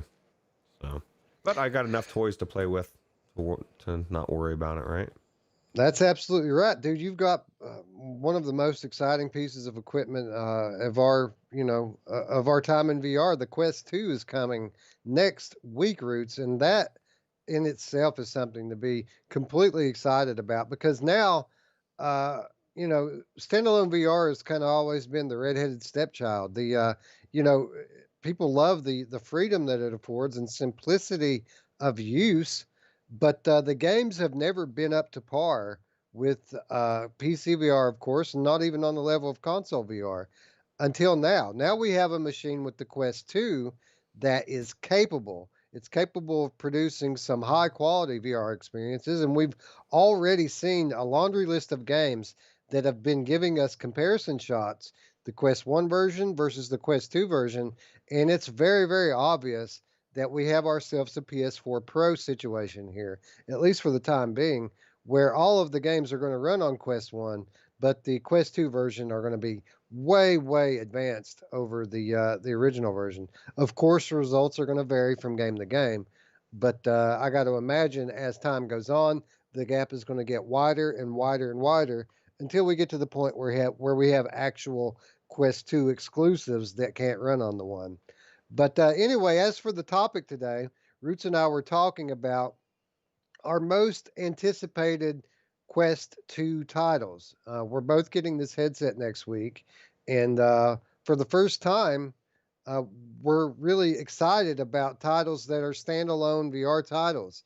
Now, not to say that they aren't ports or whatever, but for the first time, we're actually excited to see what these games are going to look like on the new um, on the new headset. So what we've prepared for a topic today was our top 5 Oculus Quest 2 titles that are most highly anticipated titles that have been confirmed for Oculus Quest and that are going to be released, maybe not on launch day, but during the launch window. Yeah, yeah, and there's a lot of good stuff out there, man. And I guess basically I'll go with mine first for my number 5. Let me explain to people Okay. how this is going to work. Ruuts and I both submitted to each other a top 5. 3 games on our list were 3 games were on both lists. So what we did was we made those games the top 3, the games that we both agreed on. And there for number 4 and number 5, we had differing opinions. So the way we're going to approach this is we're going to go back and forth on our number 5 and then our number 4, and then our top 3 are going to be the games that we agreed on. Yep. Yeah. And I guess my first one, my number 5, is a little controversial, and only controversial because for most people they're going to be like, really? Like, that's what you're excited about? But for me, I've been waiting for this. I've been said it. I want it on the Rift. I want any version of this. Rush of Blood opened my eyes for how good a roller coaster game in VR is, and I'm looking forward to Coaster Combat, man. It's not for the graphics or how the fidelity, but I don't have anything like it on the PC version, and I've been like seeing videos, and I've wanted to play this for a year now, and now I get to finally actually get to play Roller Coaster Combat. And I know there's a lot of people out there that are like, you're stupid, Ruuts, and I don't care. I love it. So. No, I totally agree with you that this is something that I've wanted to play since they ported it over to Quest. For those of you who don't know, this was originally an Oculus Go game, a 3DOV roller coaster shooter that they ported into Quest with full 6DOV support, meaning that now you have 2 hands that move around in VR. You can dual wield, and obviously I love the concept here. Until Dawn, Rush of Blood, one of my very favorite VR games to this day. But at a certain point of thinking about it, I started to question whether or not I'm projecting here. I think a lot of my desire to play this game is my desire for a sequel to Rush of Blood. And I think if we go into this game expecting anything like Rush of Blood, we're going to be disappointed. Not because the game isn't good, but just because that's an impossible standard for it to live up to. That being said, I fully get why this is on your list. The concept is it's just fun, right? To ride roller coasters and shoot things at the same time. I mean, either one of those things is fun in VR. To do them together is a blast. And it's kind of a no-brainer. I don't understand why we don't have more of these games at this point. Yeah, especially if you could do it like multiplayer and you could like be both going down tracks, and it'd be really crazy. But I think for me, it's going to be the environments and just the fact that it's a roller coaster and you're doing other stuff. Because I loved Rush of Blood, but it wasn't the fact that it was horror. I just liked the fact that it was a game based around being on a roller coaster. I just think that that's unique and it's something different. It's always been my favorite part of whether it was Diddy Kong or Donkey Kong or any of those games, was the roller coaster levels, right? And now I get to be in there. So it'll be cool. Yeah, I'm definitely down with that. I almost bought this game, actually, and it came down to this game or the Real Fishing VR. And I asked PD because, PD's praise of Coaster Combat was a lot of the driving force behind me wanting to play it so bad. And I asked him Coaster Combat or Real Fishing, and he said Real Fishing. And when he said that really told me a lot, because I mean, he's been the biggest, cheerleader for this game. And if he's telling me to pick this other game over it, then maybe it's not quite as good as I thought it was. Or it could be a testament to how good Real Fishing VR is. Maybe he's trying to tell you it's really good. And now I already own Real VR Fishing, so I'll when I buy this, I'll have both, best of both worlds. But yeah. Anyway, I totally get it, and I totally concur. I think that it's going to be a good time, and I think like you, I'm going to end up owning both games at some point, but definitely not on my top five Oculus Quest 2 titles. While it may be in my top 20 Oculus Quest titles overall that I want to pick up and try. Yep. All right, so that's going to bring me to my number 5, and I'm trying to look again here how I ordered these so I don't mess it up. Okay, yeah, so number 5 is a title that actually, when I did my top 5, was in the top 3, actually, but we put it down at number 5 because it wasn't one of the games that we agreed on, and that game is Res Infinite, and we talked a lot about Res Infinite on a recent episode, and just how awesome this game is. Probably my favorite rail shooter, Res Infinite, and it's a game that I have a lot of nostalgia with because it was one of the very first VR experiences I ever played. It's absolutely amazing. And furthermore, I think that it's a perfect match for the Oculus Quest because, again, when you're demoing you VR to people, you want games that are one, easy for people to pick up and play, and two, you want games that are going to drop their jaw to the ground and have them saying "wow." And I think that this checks off both in a big way. It's easy to just get in here and start shooting stuff, and I mean there aren't a whole lot of games that have wow factor like Res. Right. So it's one of my favorite games in VR. And even though I already have it on PlayStation, I already have it on PC, it absolutely is one of my most highly anticipated games on Oculus Quest 2. Yeah, dude. I wanna check it out. I wouldn't put it in my top, but I think anything that has visuals. Mike, I wanted to see how good it looks in that Quest too, man. The video looks just as good. I'm pretty sure this is Quest footage. But either way, I just think it's going to be amazing, and it's a perfect game to just sit in your bed and veg out, right? Yeah, I think it's going to be much like was the case with PS4 Pro. You're going to see existing games get better. So games like Res Infinite and Tetris Effect, I think, are going to benefit massively from the new hardware that's coming in Quest 2. And I think that it's going to be a jaw-dropping experience that's going to be so much more accessible now that it's coming out on Quest. Yeah, I agree. It looks really good. So And it's fun too. I mean, it's not just that it looks good. This game looks good, it sounds good, and it's fun to play. yeah, and like you said, it's easy. It's not hard to figure out how the whole mechanics of it works. It just does, and it's so fast paced. So it's cool. Yeah, it's one of those things like back in the early 90s when we were kind of envisioning what VR might become. I mean, Res was kind of the picture of what we thought VR would be at that point. I mean, you can see it when you watch a movie like The Lawnmower Man when he puts his headset on and he goes into these virtual worlds. It looks a lot like Res Infinite, actually. Yeah, that's exactly what I was gonna say. Is Lawnmower Man, man, Job looks exactly like it, and not Anthony's Job. This is the Job from the movie.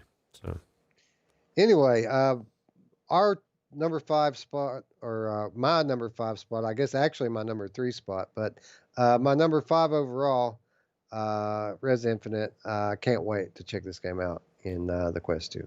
cool. All right, my number 4 was something that was actually on your list as an honorable mention, and mine is just because I'm really optimistic and I want the game that I didn't get the last time. And it's the Galaxy's Edge, Star Wars, and you had made the point, and this is my trepidation as well. As Vader Immortal, as good as it is, it's not what I wanted, and so I'm hoping this will be more.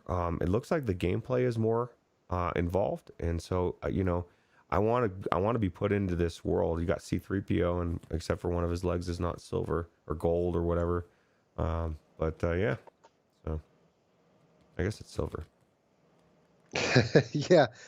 Yeah, I think that there's a lot of potential with this, and I didn't put it in my top 5, but it's only because of what they gave us with Vader Immortal. It was a episodic, very short, limited experience. And while I do know for a fact that this is going to improve upon the things that we complained about, um, I'm not sure to how much, how much is it actually going to improve? So that's why I left it off my list. Obviously, I'm a big Star Wars fan, and I absolutely recognize the potential for this to be better for me than even Squadrons. It absolutely could be a better game, in my opinion, than Squadrons, but I'm not sure that it's going to be that. Yeah. I think that there's the possibility at least exists that this is going to be another very limited experience, very short story campaign that doesn't allow you to actually do very much. Now, with that said, I like the structure of it.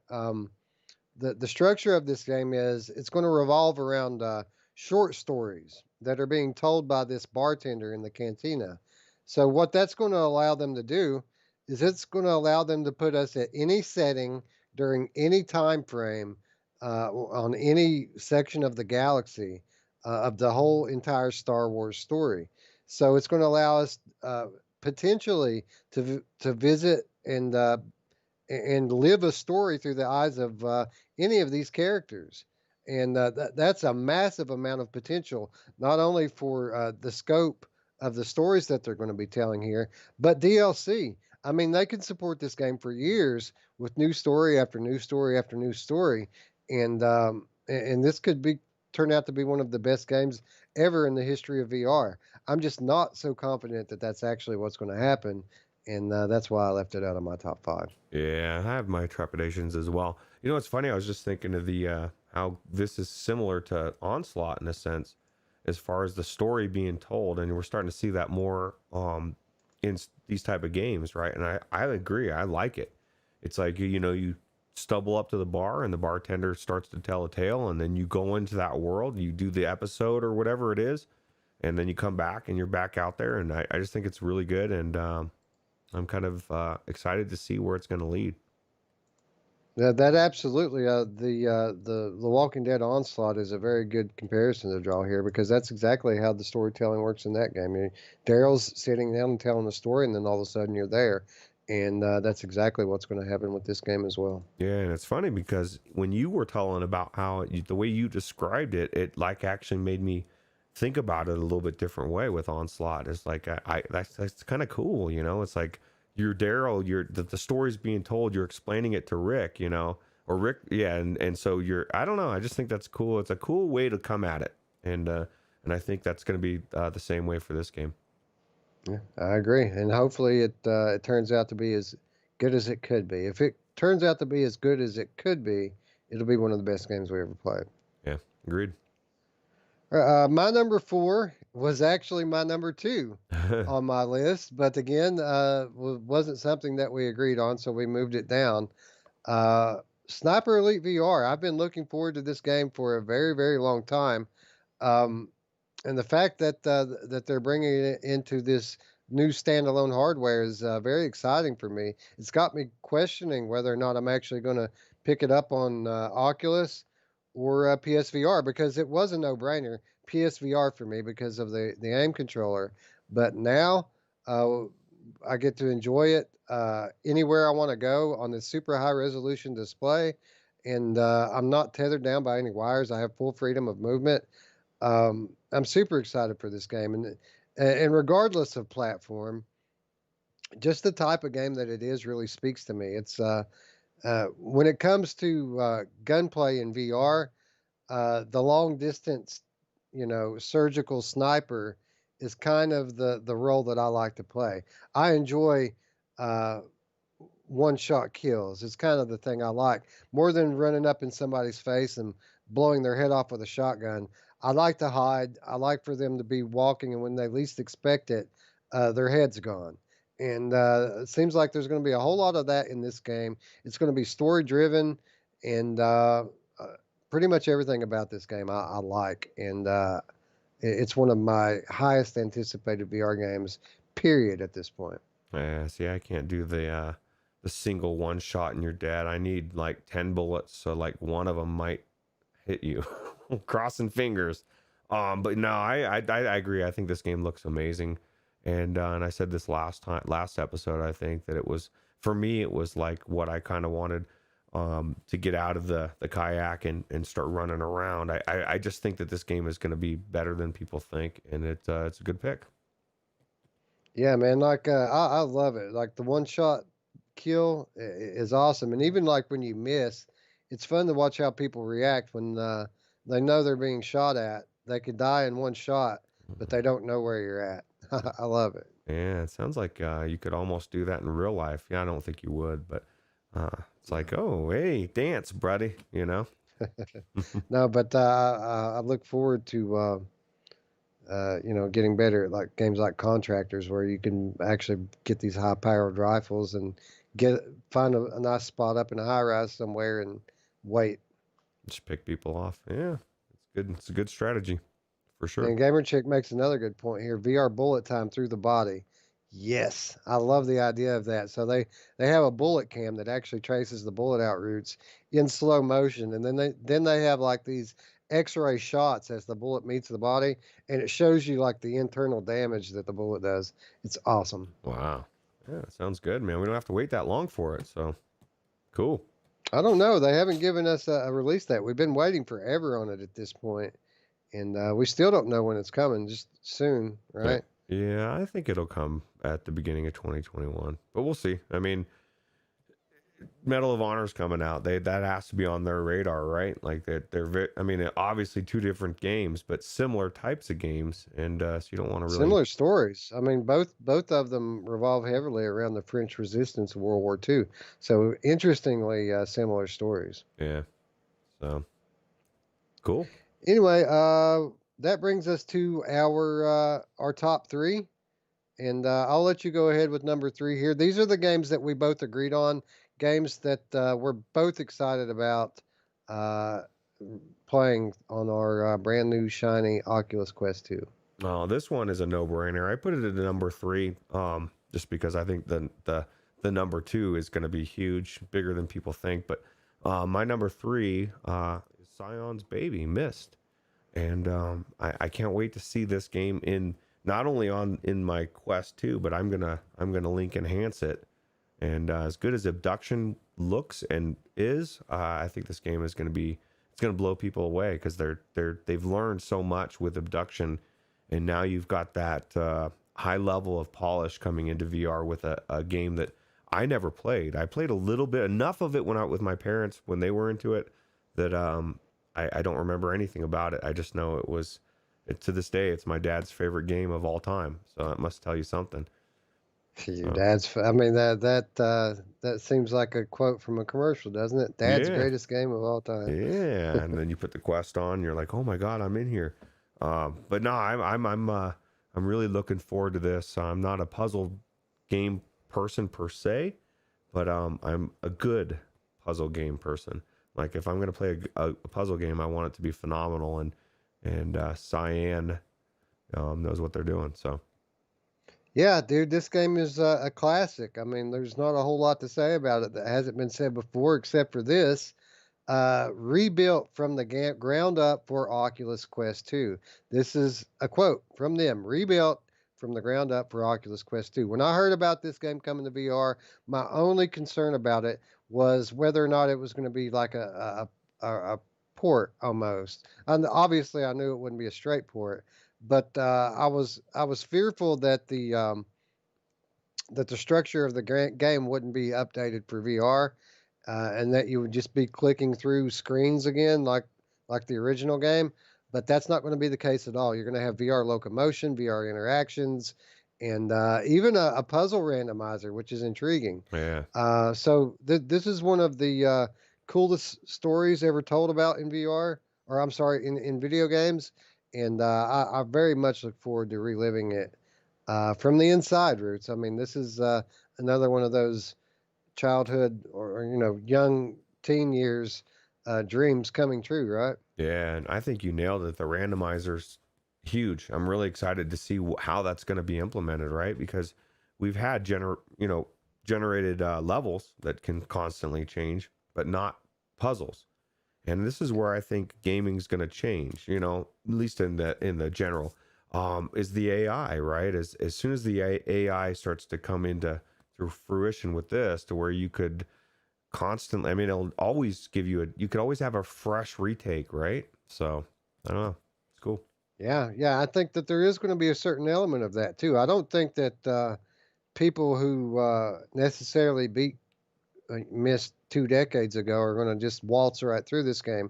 I think that knowing the people at Cyan, they're going to mix things up just enough to kind of make people have to rethink things a bit. Obviously, we're going to have some ideas, some direction, which to look, but I don't think it's going to be a one-to-one uh, recreation of the same game. I think that it is going to be slightly off from what it used to be. Absolutely. In 20 years, dude.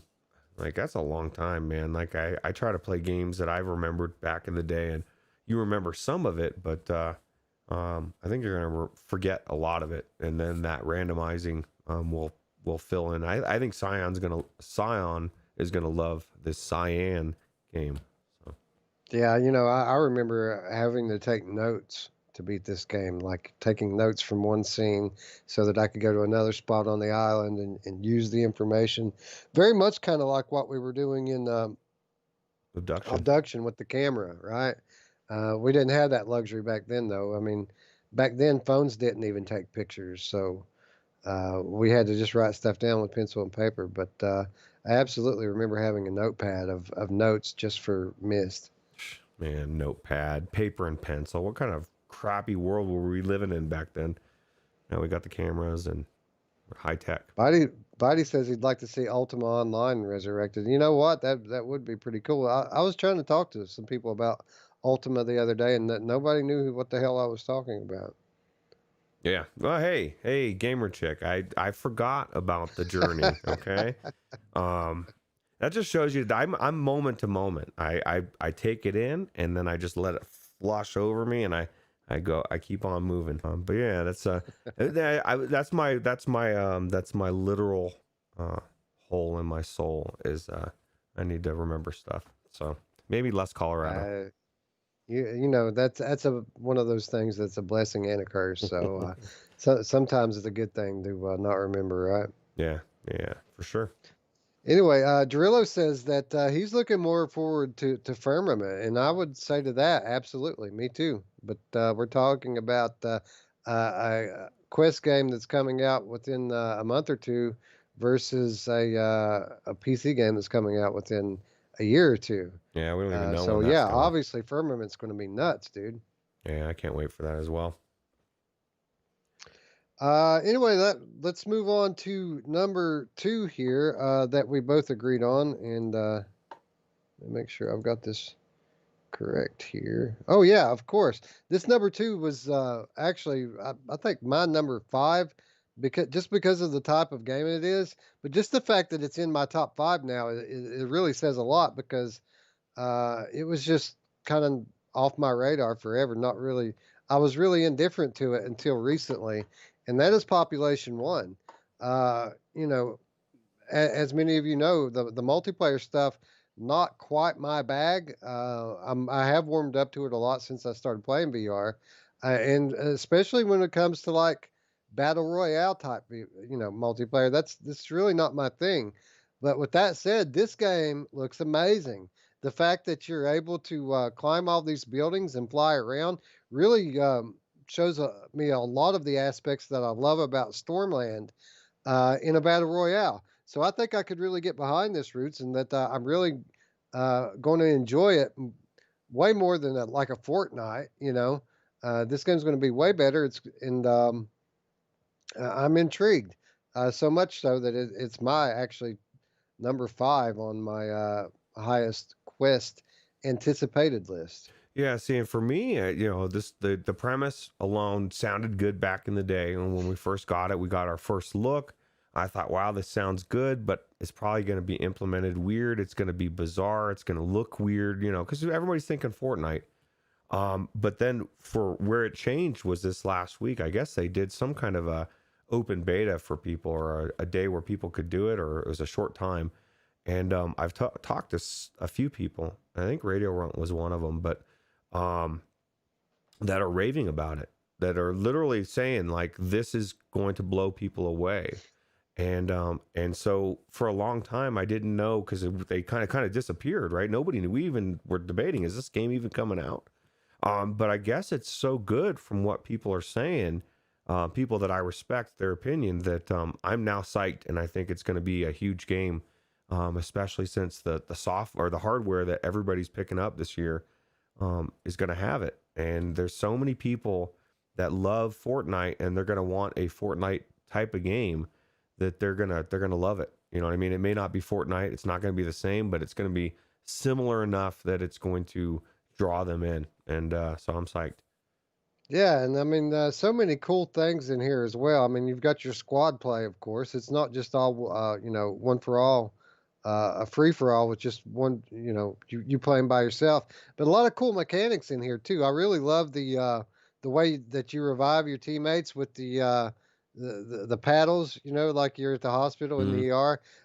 Anthony's banana. I mean, how cool is that? Anthony's banana's in the game, and I mean, one of the really interesting things to me about it is how much better it looks now. I mean, we're watching the Quest reveal trailer for this thing, and it looks better than the PC footage from 2 years ago looked. Yeah. So I think that really says a lot about not only this game but the Quest 2 as a platform. Yeah.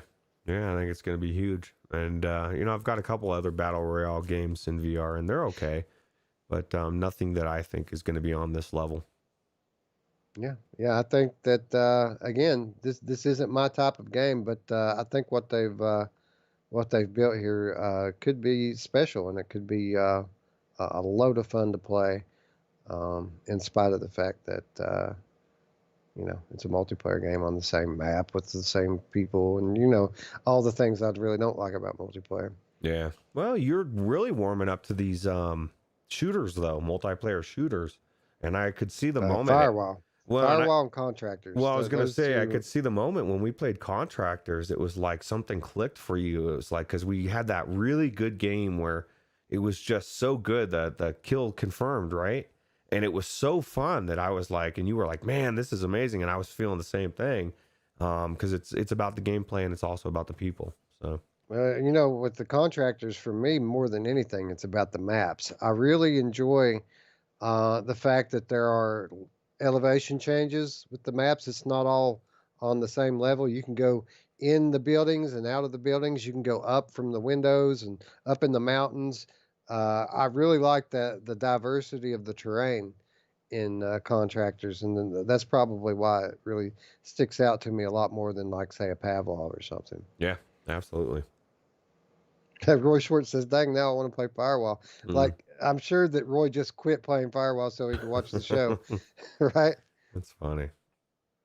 Anyway, so that brings us to number one, and let's see how in tune our audience is here. This is the one thing we agreed on, is what the number one most anticipated Quest 2 title is. My number one was Ruuts' number one, and while we were disagreed on every other spot, this is the one that we agreed on. So who knows? Who knows? Tell me out there, audience, what's going to be our number one? And we'll give them just a minute here, Ruuts, while they see if anybody can get it. I bet they do. I think a couple people will. Yeah, I think so. I think a little hint that this won't be the first time that we have heaped praise on this game. Hussein X coming through. Yeah, absolutely, man. I mean, what is there left to say about The Walking Dead Saints and Sinners that we haven't already said? This is one of the most amazing games that we've ever played. It's a top 5 all-time VR game, in my opinion, and I think you agree, wouldn't you, Ruuts? Yeah, and my biggest thing that I look forward to seeing how amazing it looks in on the Quest. But like I said before, there's people out there that need to see VR, and I'm gonna throw them right into The Walking Dead, man. And they're gonna freak out, and because like I said, it's one of the biggest things when I mention The Walking Dead is in VR. It's the biggest title that I see in real time where I see that light bulb go off in their head, because it's such a well-known IP, and it doesn't hurt that it's also one of the best VR games for the Quest 2. So it's going to blow people away. Yeah, I'm going to be honest, dude. When I first heard that this was coming to Quest, I was very skeptical. very, very skeptical that they were going to be able to pull. Like I thought that I knew their quality standards, Skydance, but I was kind of like of the mind that this game might not ever get released. Like there's no way they're going to be able to get this thing to run good enough that they're going to actually release it on Quest. That it can't handle it. There's too much going on here. But then the PlayStation port came out, and I saw just how close that was to the PC experience. Obviously, it's not one to one, but the experience of playing the game is very, very similar. And I would contend that the only thing holding it back isn't the game, but the controllers. Obviously, that's the biggest difference is the using the Move controllers. But they did such a good job on the PlayStation port. That's when I started to have optimism for the Quest port. And then when I found out that the Quest port isn't just the Quest port, but there's also a Quest 2 that has all of this extra capability, now I'm excited. I mean, you're going to give me 2K per eye uh, for one of my favorite games already, and I'm not going to be tethered. I mean, how many times, Roots, have you had these walkers coming up behind you and you've tried to jerk and move around really quickly, but then the cable just kind of pulls on your headset and it kind of gets you all out of sorts and now they've got you. None of that here with Quest 2. And not only that, I mean, the thing's going to be ultra sharp and highly resolute. I mean, it's hard to say that the game that you're most excited about is the game that you've already spent all these hours in on multiple other platforms, but it's 100% the truth. I can't wait to check this game out on Quest 2. Yeah, me too. And like I said, I've got a list of people that I know are Walking Dead fans that they need to get into this world and check it out, and they're going to soon. So it makes me excited. Yeah, and you know, it's amazing when you look at the amazing library of games on PlayStation VR. And again, I think that the PSVR library is the best VR library. Uh, Saints and Sinners is the only game that I can think of that I would consider a Gen 2 VR game. And what I mean by Gen 2 VR game is not only does it have, you know, the good looking visuals, but it has modern physics. I mean, the newer VR games, you know, objects have gravity. Your hands don't move through the table. This is might be the only game on PlayStation VR that has the modern Gen 2 physics to it. And now, I mean, the fact that a game like that's going to be on Quest 2 makes me optimistic for a game like the Boneworks spinoff that we know is coming into Quest. And just to be clear here, obviously, if we had a little bit more to go on with the Boneworks spinoff, with the Lo-Fi spinoff, these titles would be in our top 5. Yep. But right now, those games are only promises. So we decided to leave those off and talk about games that are actually coming soon. Yep, absolutely.